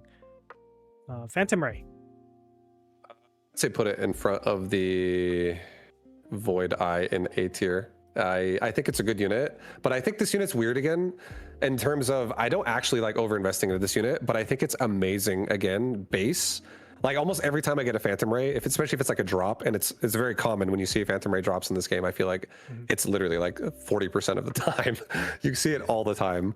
And like whenever I take this unit, it's almost always leveling itself up because it just like fits this weird niche in the board so much. If you're, at least for me, because a lot of times lately I've been playing really aggressive a lot. So this unit just kind of like, it's good at keeping up with the pace because it's 16 move speed, and it's durable enough to where when it does get looked at, a lot of times, and there's 3 of them too, it can take hits from quite a few things, especially in the early game. And it can also kill things it connects to. It does like respectable damage, but it does it in a way that's a more exposed than like a Phoenix, which is why I definitely don't think it's better than a Phoenix. But I do think that like as long as in my opinion, you look at a Phantom Ray and go, do I have chaff clear? And then if you do, this unit, it performs like exceptionally well if it can just shoot really bigger units. And one thing that I think is really exceptional about a Phoenix too is it's really good at being a device holder, because this unit does well without even needing to be upgraded.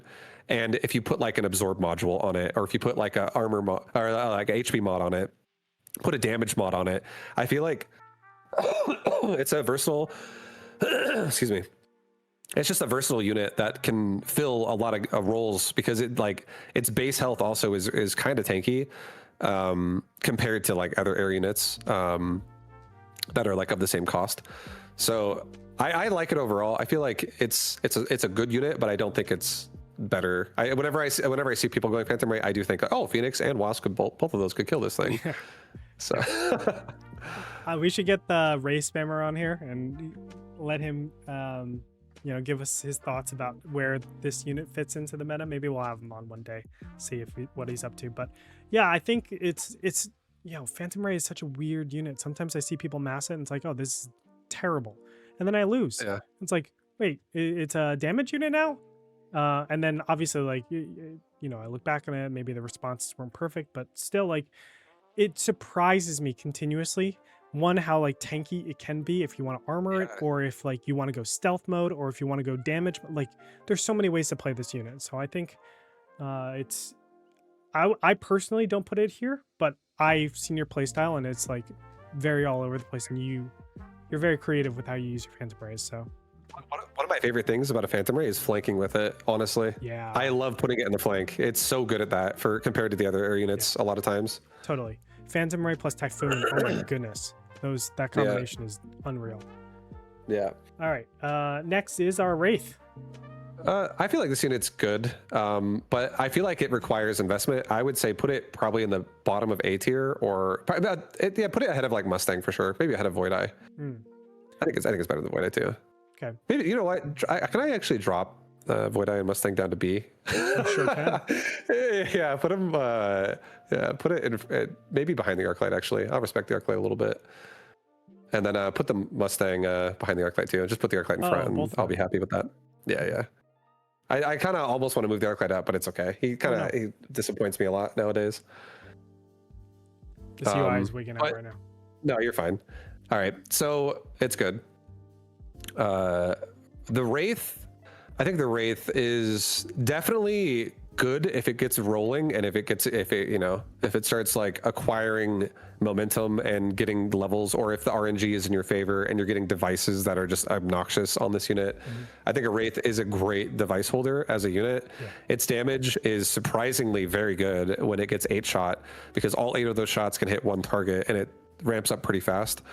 And it also has like it's very versatile too, where it just has an amazing chaff clear, in my opinion too, where it can just, like, every shot it takes, it's just like showering down underneath it, and everything below it is just exploding if it's not very tanky.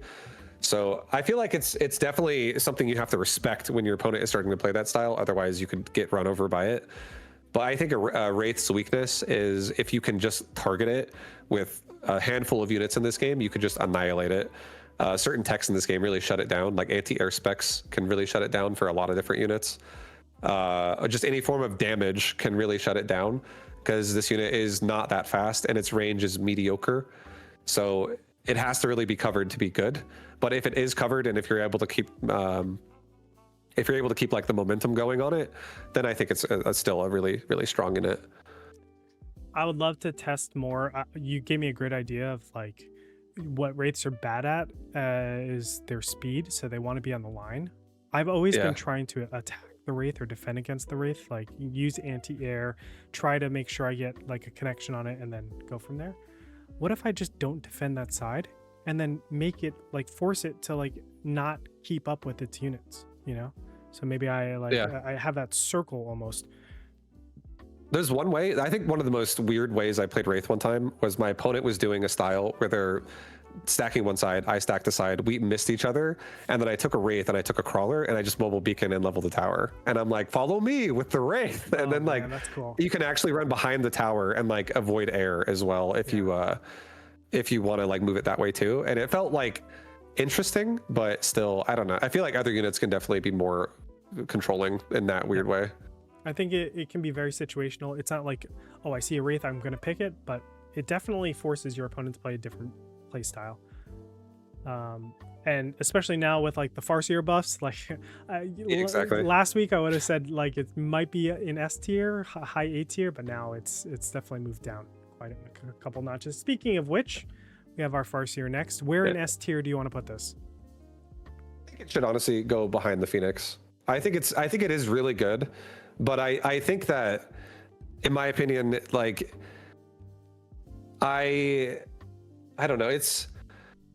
I feel like the fact that you can get like anti-missile on this unit, or against this unit, sorry, and like turn off its base auto attack and do things like that to like if you're like wanting to play that way, because I feel like there's anti-missile, in my opinion, is not the worst investment either, even if like it's just to do something like, for instance, turn off auto attack of a Farseer.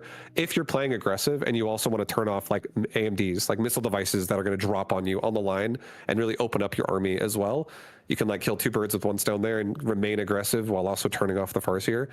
And making your opponent turn burst on can be decent, and sometimes if you're not playing anything big. But in general, I think a Farseer, again, as we were saying earlier, is just really like well-rounded. It's so solid, and Burst just made it better as a unit overall. Now you actually do also have an answer to anti-missile where you can just turn it on and not be shut down where it can't do any damage anymore. So it's definitely a really solid unit. But I do think the fact that it costs, the only reason why I don't have it higher in S tier is because it costs 300 and not cheaper. Yep. You can't get it early because it's at the cost of like upgrades that are really important. It doesn't quite specialize in that early game stage. Yeah, it's good all around, but sometimes you need that specialization. Like you need the crawler, you need the bodies on the board, etc. So getting it early game is hard to do. So by definition, you have to get it mid game. That means it's like going to be at level 1 for a little bit longer. Can you get the levels on it? That's a little bit difficult, but once you upgrade it, like once you get level 2 with the burst shot against like anything big, man, does it eliminate stuff.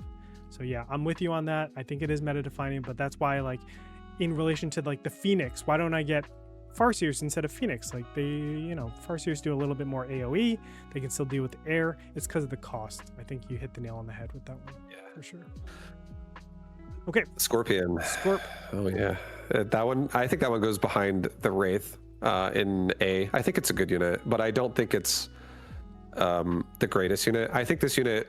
One thing I actually love doing, and I don't know how many people do this, but one thing, again, I keep talking about this concept about being a device holder, and I think this unit is another great device holder. It's so good at holding any device you really want. It's good at holding even like an enhancement module if you think it's going to level a few times and you're going to trade it to something else later, where you're just getting 150 cost upgrades for free.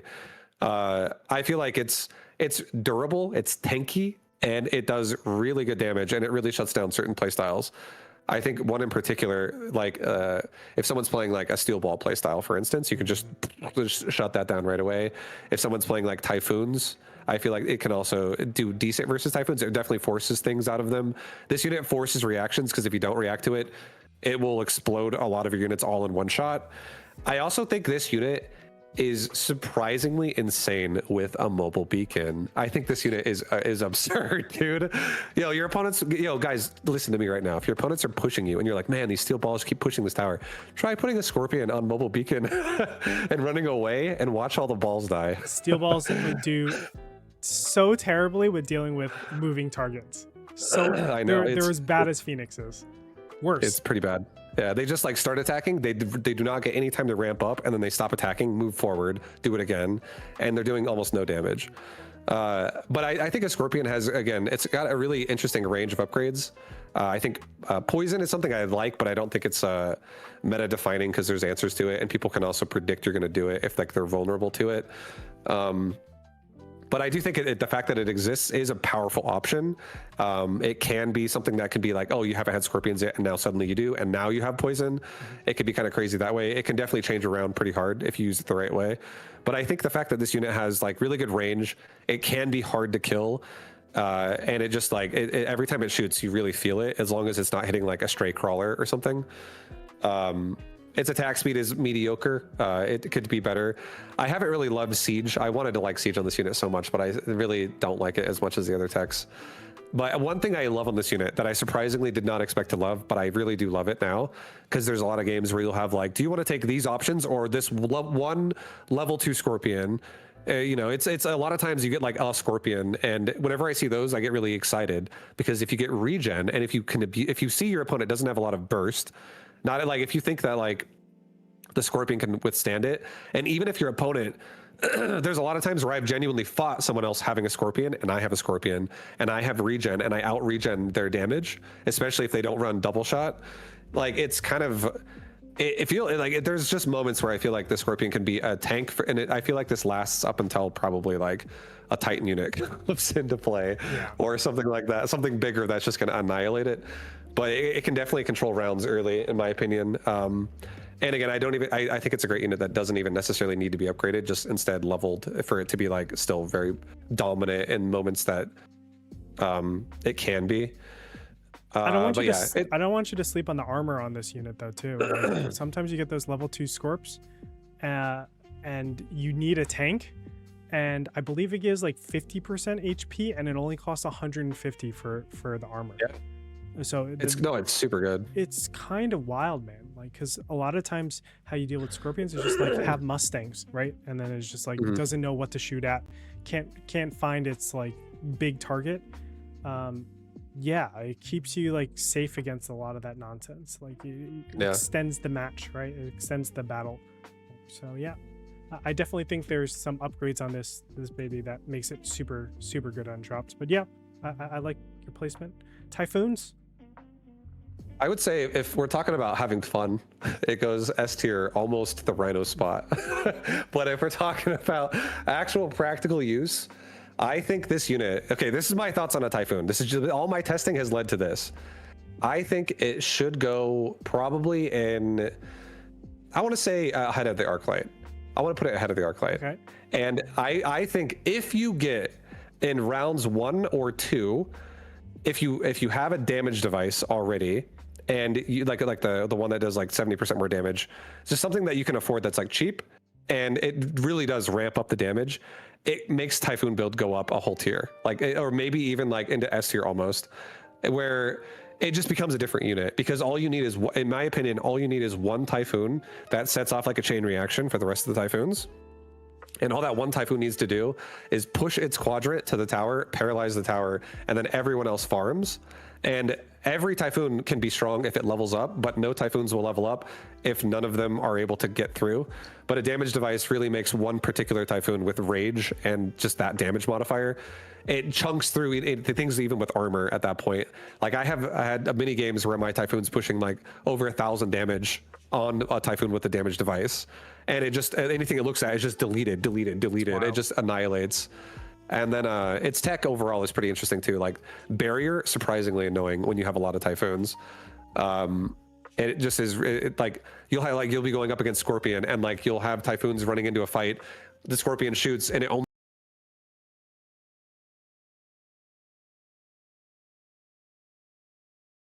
kills the first barrier because again, and then the Scorpion shoots barrier. Stuff like that feels like it can definitely change definitely how the round goes for you. The homing missiles on this is insane, especially when you have one side going to fight the other side after like the cleanup, or like most of the units, like the chaff is dead, and it's just like the rest of the army kind of marching at each other. Those missiles in situations like that are ridiculously good. You can kill so many units before the fight even starts. Yeah. It really helps or go ahead, sorry. I need to understand how the homing missiles actually work, because I don't actually know how they do. I always see them like hitting random targets, what it seems like. Sometimes it'll go for chaff, sometimes it goes for big units. And it has a dead zone. Oh, is that right? Yeah, it's like a storm caller where it will purposefully target something further out. And if there's nothing, I feel like there's like a dead zone where I don't know what it is exactly, but let's just say it's 40. And let's say if nothing is between 40 and the rest of the range it can reach, it'll just shoot whatever is like in its that line. But if something is like at like 50 and something else is like at 75, it'll shoot the thing at 50. That's what I think. I just saw that those missiles get affected by modules too. So they do, yeah. That's wild to me as well. Yeah, and they get affected by level as well. So they actually scale with your level, which is like real fast. I think each one per level is doing 975 times your level.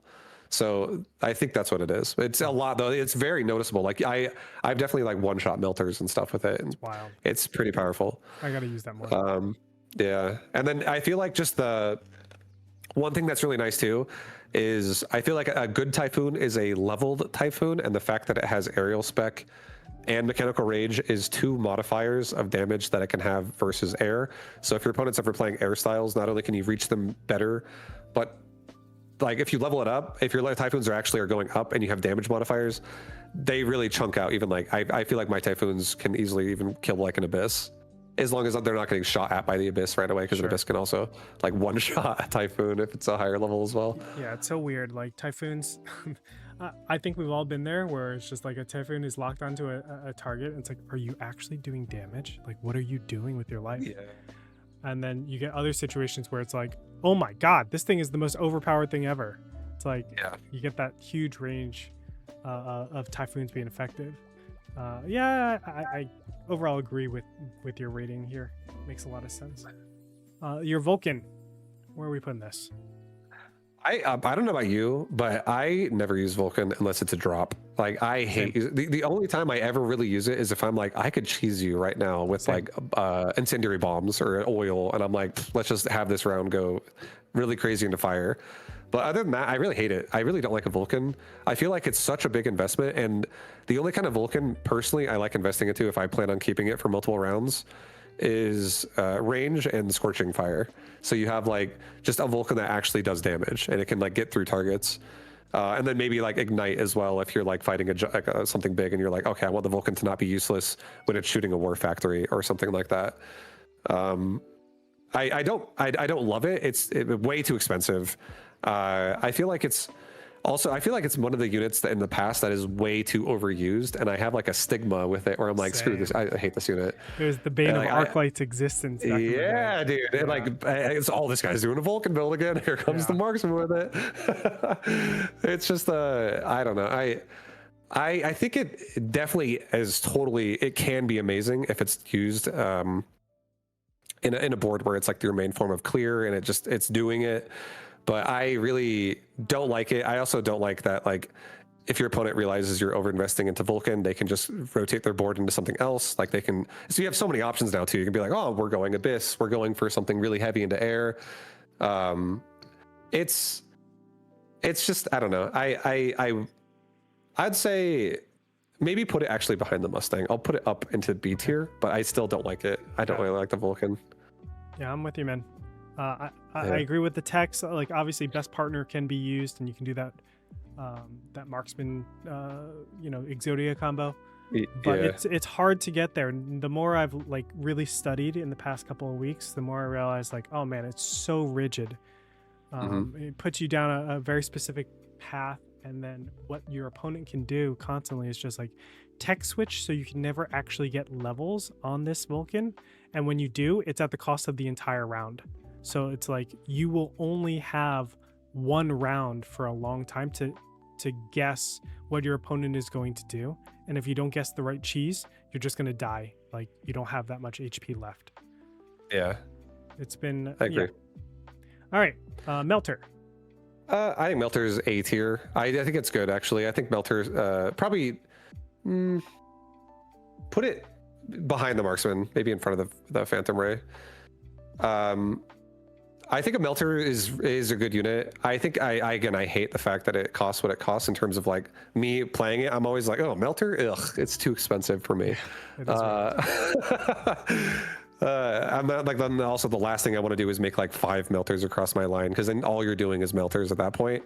And I don't love the Melter that much to want to do that, but I do think there are a lot of times though when your opponent has something that is a genuine serious problem and you're like, okay, I can't kill this thing. It's too tanky. It's too much of whatever. A Melter can definitely be a great unit where if you just simply get range on it and that's all you do. And even at level 1, if it just has like 15 seconds to like sit there and shoot it, if it's a big boy, it can still kill it because it just starts ramping that damage to a point where it can get through pretty much anything. And I feel like it's one of the... If you only do that, let's say you buy it, like you get it as a drop, and you just give it range and that's it. It can be relatively cheap like that. It can be a really strong card, I think. Or if you're like giant spec and you just want to research it for free. But I think a Melter, in my opinion, is a last resort. I think it's a good last resort, but I think I kind of view it as like a last resort. I don't view it as my first choice. Agreed. Yeah, but I do think when you have to get to that last resort situation, it is very strong though. and its techs are also pretty solid, where you could have range, you can have energy absorb, and you can have like multi-melter, you can have that ranged EMP. I think there is a lot of use case for a lot of these things. It's just that all of it is like, your whole board is pretty much focused on melters when you start doing melters like that. I agree. Like, it's so expensive to get to that end state. Yeah. That end state is really strong. EMP is always going to be the best, right? Like, if you get summon crawlers, or if you get absorption, like, you definitely have like a behemoth of a unit there, but getting there is the hardest part. So yeah. I'm with you. I think it's rightfully placed. Fortress. Fortress is growing on me. I'm starting to like this unit a lot more myself. I want to say a Fortress should put it in front of the Wraith, maybe behind the Phantom Ray, in my opinion. I don't like it as much all the time. Like, I used to honestly really not like the Fortress as much. I feel like it's gone up. This thing has gained some ranks and some favor with Vaibu over the last, the last like month or so, like maybe month and a half. I just find myself actually wanting to use it more. I do think a Fortress has great damage. Like, if you need something that's like maybe the Sabretooth's big brother, a Fortress is like, it feels like it totally can be that. It just shoots faster. It hits really hard. It crushes, like, it doesn't look at like hounds and go, oh God, there's a bunch of hounds here. It's just like, you can knock them out, and you can like launch your overload, and you're just like cruising on all these things. I do think a high level Fortress can be very annoying. There are plenty of times too when if your opponent doesn't have, again, a great source of bubble breaking, you can, like, a barrier on a Fortress can be incredibly powerful, especially if it's leveled up. Its techs are overall pretty solid. I think it has a lot of unique, cool techs too. Like, Rocket Punch can be another really annoying tech if you can make it to where you're not getting EMP'd or something like that. I think it definitely can do some real damage and be really powerful. But again, I feel like, in my opinion, the way I view giant units in this game is I view them as kind of the only one. Okay, let me say it like this, because what I was about to say is not going to make sense, but I'll say it this way. I view ground giant units as support. The only giant unit that I like to mass is probably air units, or maybe a worm. Like, I love massing boats. I actually do really think there's some situations where I love massing Raidens. Stuff like that. But I never like massing melting points. I never like massing Vulcans. I never really like massing fortresses. But Fortress is the closest one that I would say is like, I would mass it if I had to. But a lot of times I usually like to take like the one fortress, or maybe put like at most like 3 fortresses across my board, and I'm probably done. I don't like to make like 8 fortresses or something like that. I don't like to go for a ton of them. I feel like it's the same problem as melting point. When you make that many, you're just like, your whole board has to be like just fortress focused. That's all you can afford at that point. But as a support unit where it just supports the rest of your army, it does incredibly good job, and it has a big range of upgrades you can like really solve a lot of problems with, like different kinds of compositions. So I think it's a good unit, but yeah, low A tier. Yep, I agree. Versatile. I'm gonna just reframe it. Versatile can be damage, can be HP, can be support, but overall it doesn't do any of those things as well as something that is made for that specific thing. So a Rhino is made for HP in the front. The War Factory, well, we'll get to it, is made for damage from behind. It doesn't do any of those things like perfectly. Yeah. Okay, makes sense. Raiden. Put Raiden at B, bottom, like behind the Vulcan. I make this unit and I'm like, all right, guys, here comes Raiden, the Raiden transition. I think I got him. And then I just find myself losing 4 rounds in a row and I lose the game. They're like, what went wrong? Like, I think a Raiden on paper, in my mind, how I want it to work, I'm like, just clear the chaff and this unit's going to be crazy good. But it's like, it just struggles to get it done a lot of times, because like now you're investing so much money again into this unit, and then you're not investing enough into like solving the problems you're now creating by over investing into the Raiden. It feels like I feel like I've had like maybe a handful of games where I've done some really nasty, really amazing Raiden plays, and I'm like, oh, I just got to make it work like this. I think I get it now. I understand. I try to make it happen again, and it's completely awful, and I can't afford what I'm going for. Yeah. So I'm just like, okay, this unit is incredibly expensive. Maybe if I'm rich, I can afford more Raiden builds. Like I get some crazy enhancement module play or something going on. But yeah, it's too expensive for what it is, in my opinion, to justify really making a lot. I think it can be a really good drop sometimes if like you're struggling with a certain thing. You put a Raiden in there that doesn't even get upgrades. It solves the problem. Board rotates a little bit. You just sell it off or something, and you're like, cool, good job, Raiden. Yeah. I think that one of the big problems the Raiden runs into is that it's scaling. So basically, you get the Raiden, and then what text you want to get on it? You want to get range, obviously, and then after that, it just inches you closer to being in range for exactly. marksman, and it's just like, wait, I don't want this. Like my Raiden's gonna die sooner, right? And so what you end up having is like all the power spike is when you first get it, and then it just kind of trickles off. It's like, well, there's more bodies on the ground, so my Raiden's going to be shooting chaff more. Oh, well, it's not long enough, so it still needs to walk up a little bit more to get to the next round, you know? Oh, they're not using sledge as much, they're using bigger units, so I'm only doing one shot against this, like, you know, Sabretooth even. Like, you know, there's so many times where Saber is just tanking Raiden shots, and you're just like, please, just kill this thing. But it doesn't have like a damage amplifier. That's the problem, right? So yeah, Raiden's they missed the mark for me too. I like where they're placed. Good old Wormies. Worm, I think Worm should be A tier, and I think it should be in front of Melter. I think it should be maybe behind the Marksman for me. I think a Worm is it's again another device holder. This unit is a tanky device specifically. I love a Worm with a tanky device, especially regen, something like that. Just like regen while it's out of ground, and you can also get burrow maintenance while it's underground. Like it's such a hard to kill unit at times, and if this unit levels up, it really is a problem in so many ways, just because it is immune to damage when it's traveling, because it's underground.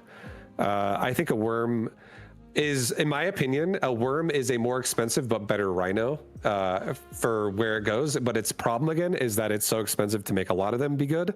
So a lot of times when I get Worm, there's like a meme where on my stream where we always talk about how it's now like Shai Hulud, like the Dune Worm, because it's like the one big worm or something like that. And it's just like you keep leveling it. Oh, I got a level device and the Worm leveled. Let's give it a double level. And now it has like 500,000 health or something like that, like with a device or something. It can be really, really, really dominant if you get to situations like that, where it just finds itself, like every time it pops out, it's just killing its opposition. But yeah, I think a Worm at low level, it feels like it can feel terrible. It feels like a unit you need to prepare for. You can't just throw a Worm out there willy-nilly and expect good results. You have to kind of have a Worm prepared so it doesn't just get stuck on chaff until it's dead. Because a lot of things with the high DPS can easily kill it. So if a Worm is respected, I think it's a solid unit.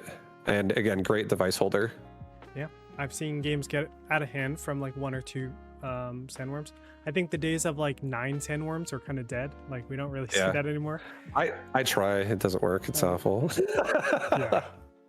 Yeah, when it happens to me, I'm like, okay, yeah, I'm gonna let them have one more turn to keep massing them, and then I'll just pop down this War Factory and just laugh, you know? No, there's too many things that kill it. Like too many. You don't even need a melter. You just like there's so many things to just obliterate the worms. Agree.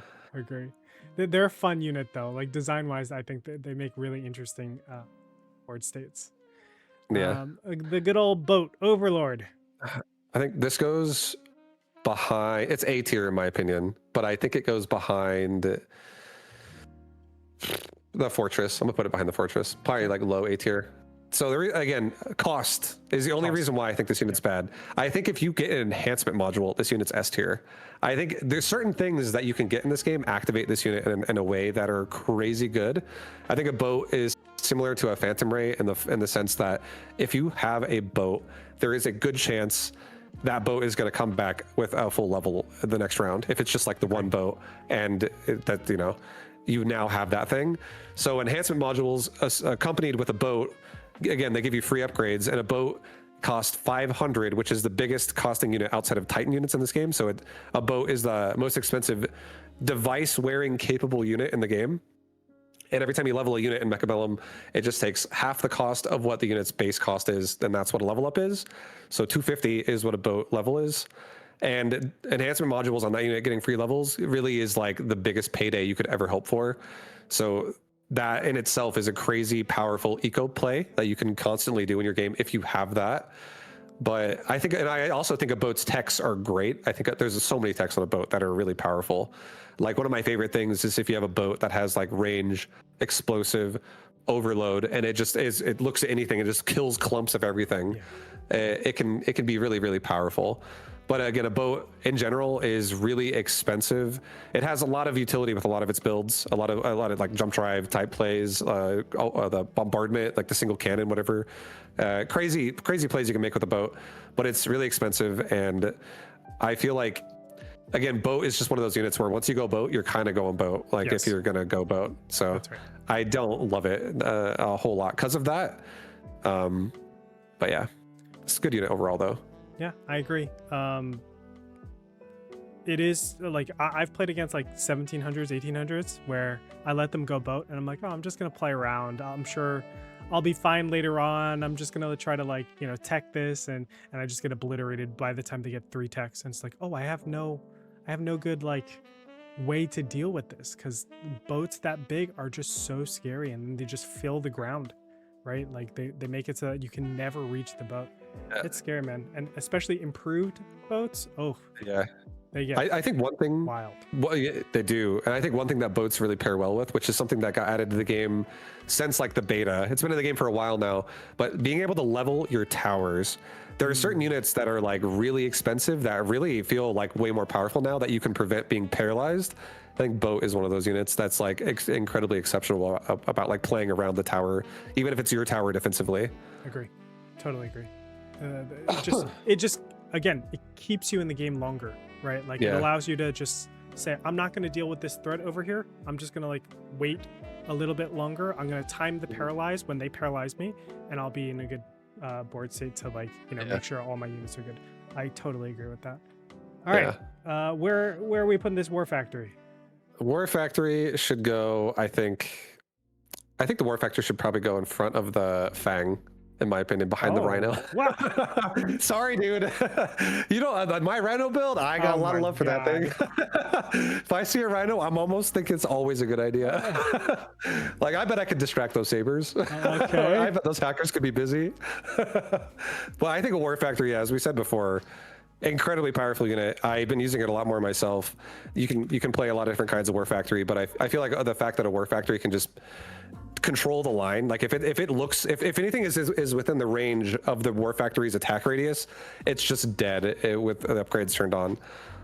War Factory is a game-ending unit, and also not only does it destroy the army, it also destroys the health bar when the round's over by hitting for 500 apiece. So War Factory can end the game in like 1 or 2 turns a lot of times when it starts showing up. It is expensive, so it will come into like the heavier rounds anyways. So those rounds will naturally be more damaging to your health bar, like throughout the game. Yeah. But once you can afford it, it really is like, if you're not making it, a lot of times you'll be thinking, man, I need something though that can really deal with it. I can't really invest into 90% of what this game offers anymore because I'm just going to be wasting my money.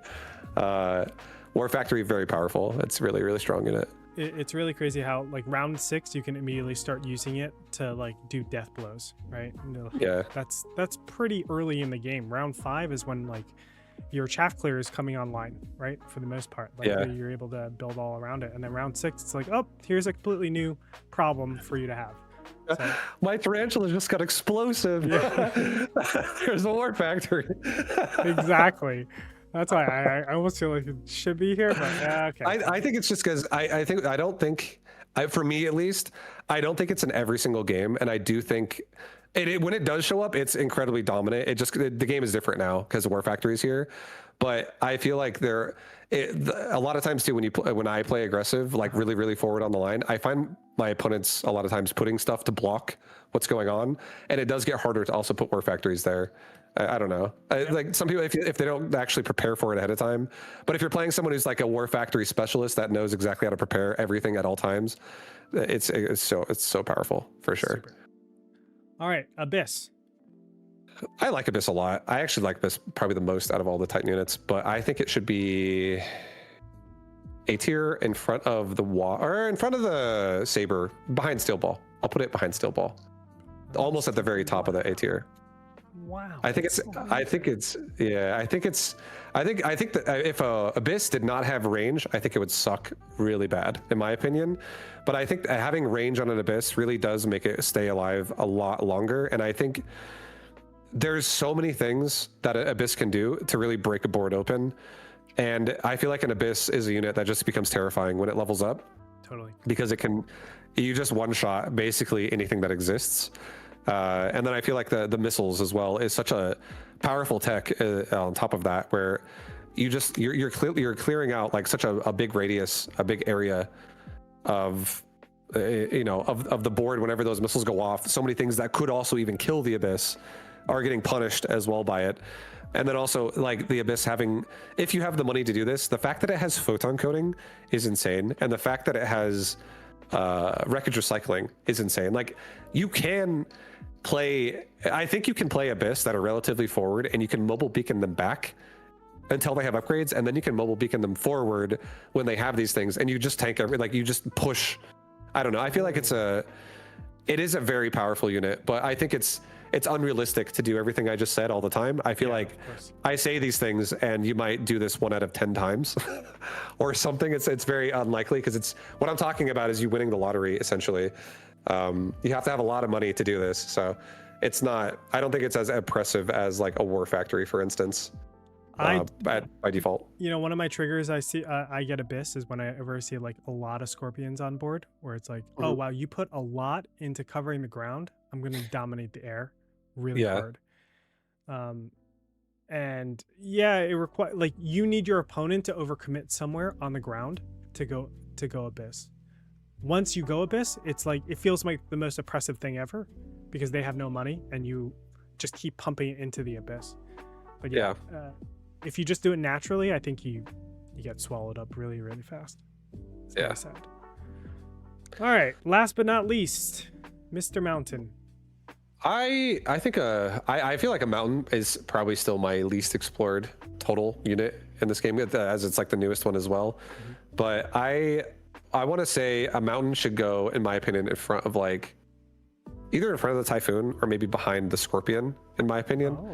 I'd just say in front of the Typhoon for now. And the only reason why I say that is because there's a lot of times when I do go Mountain, I don't feel like it's my best choice. I feel like it's a choice I want to just kind of force, where I'm like, I feel like making a Mountain here, and this could be interesting. I do think that there are certain boards where I actually do love its siege tech still. It can be really, really, I feel like a Mountain is a unit that can be very annoying if it's left unchecked as well. Like if this unit is allowed to grow, it does become terrifying. And there is a lot of abilities you can use on it. I think one of my favorite abilities on it lately has actually been plating over everything else. I really do love how tanky it can be with plating. But I think that there's like, I find myself a lot of times too being like, oh, I can do something like plating, for instance, and then my opponent can do something like use a melter and like a hacker, or and if I'm like really aggressive with it, and they just like do something to reverse that on me, and then it becomes a problem for me.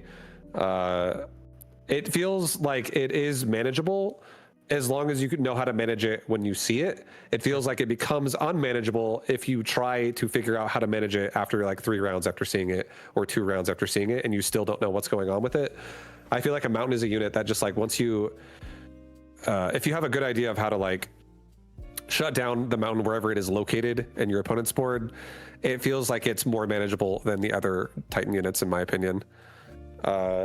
So I feel like that mixed with the fact that it costs 800 per to recruit it, it's again, I think it's a fun unit. I like it. I want to explore more with it. There probably is a lot of stuff that I don't even really realize I could be doing with it. So I could be wrong on some of this stuff I'm saying, but in general, I still am at a point where I just feel like why don't I make a War Factory? I don't know if I want to make a Mountain right now. Yeah. Totally get you.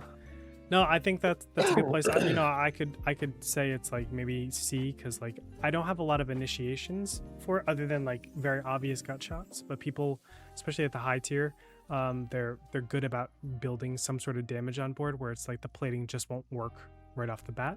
Yeah. Not to say it doesn't happen, of course. There's a lot of variance in this game, but it's hard to find a good place to put the Mountain, I think, overall.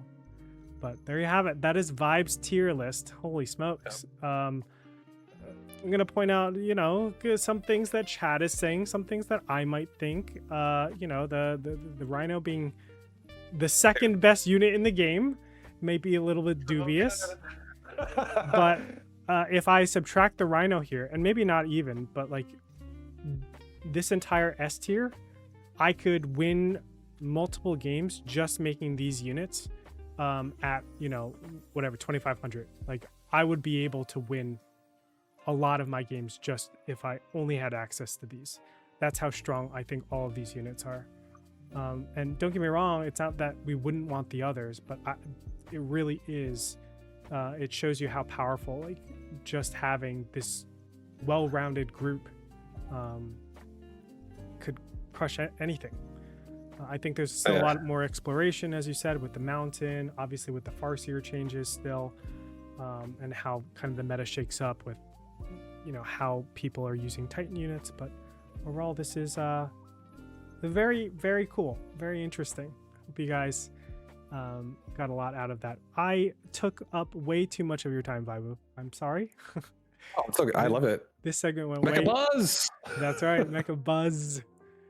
Guys, I'm gonna actually wrap here, and we'll pick up on the other segments when we come back for next Tuesday. I'm sure we're gonna have more patch notes. We're gonna have a lot to talk about. Let me switch over. A lot to talk about.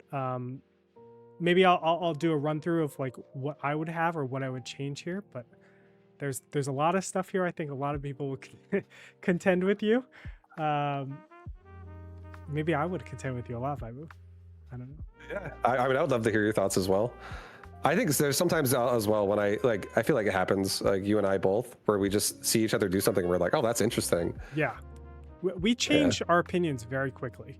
I feel like we're always like exploring new things, and you know, we're always tanking our MMR like 400 points just to see an idea through, and I think that's the cool part of this game.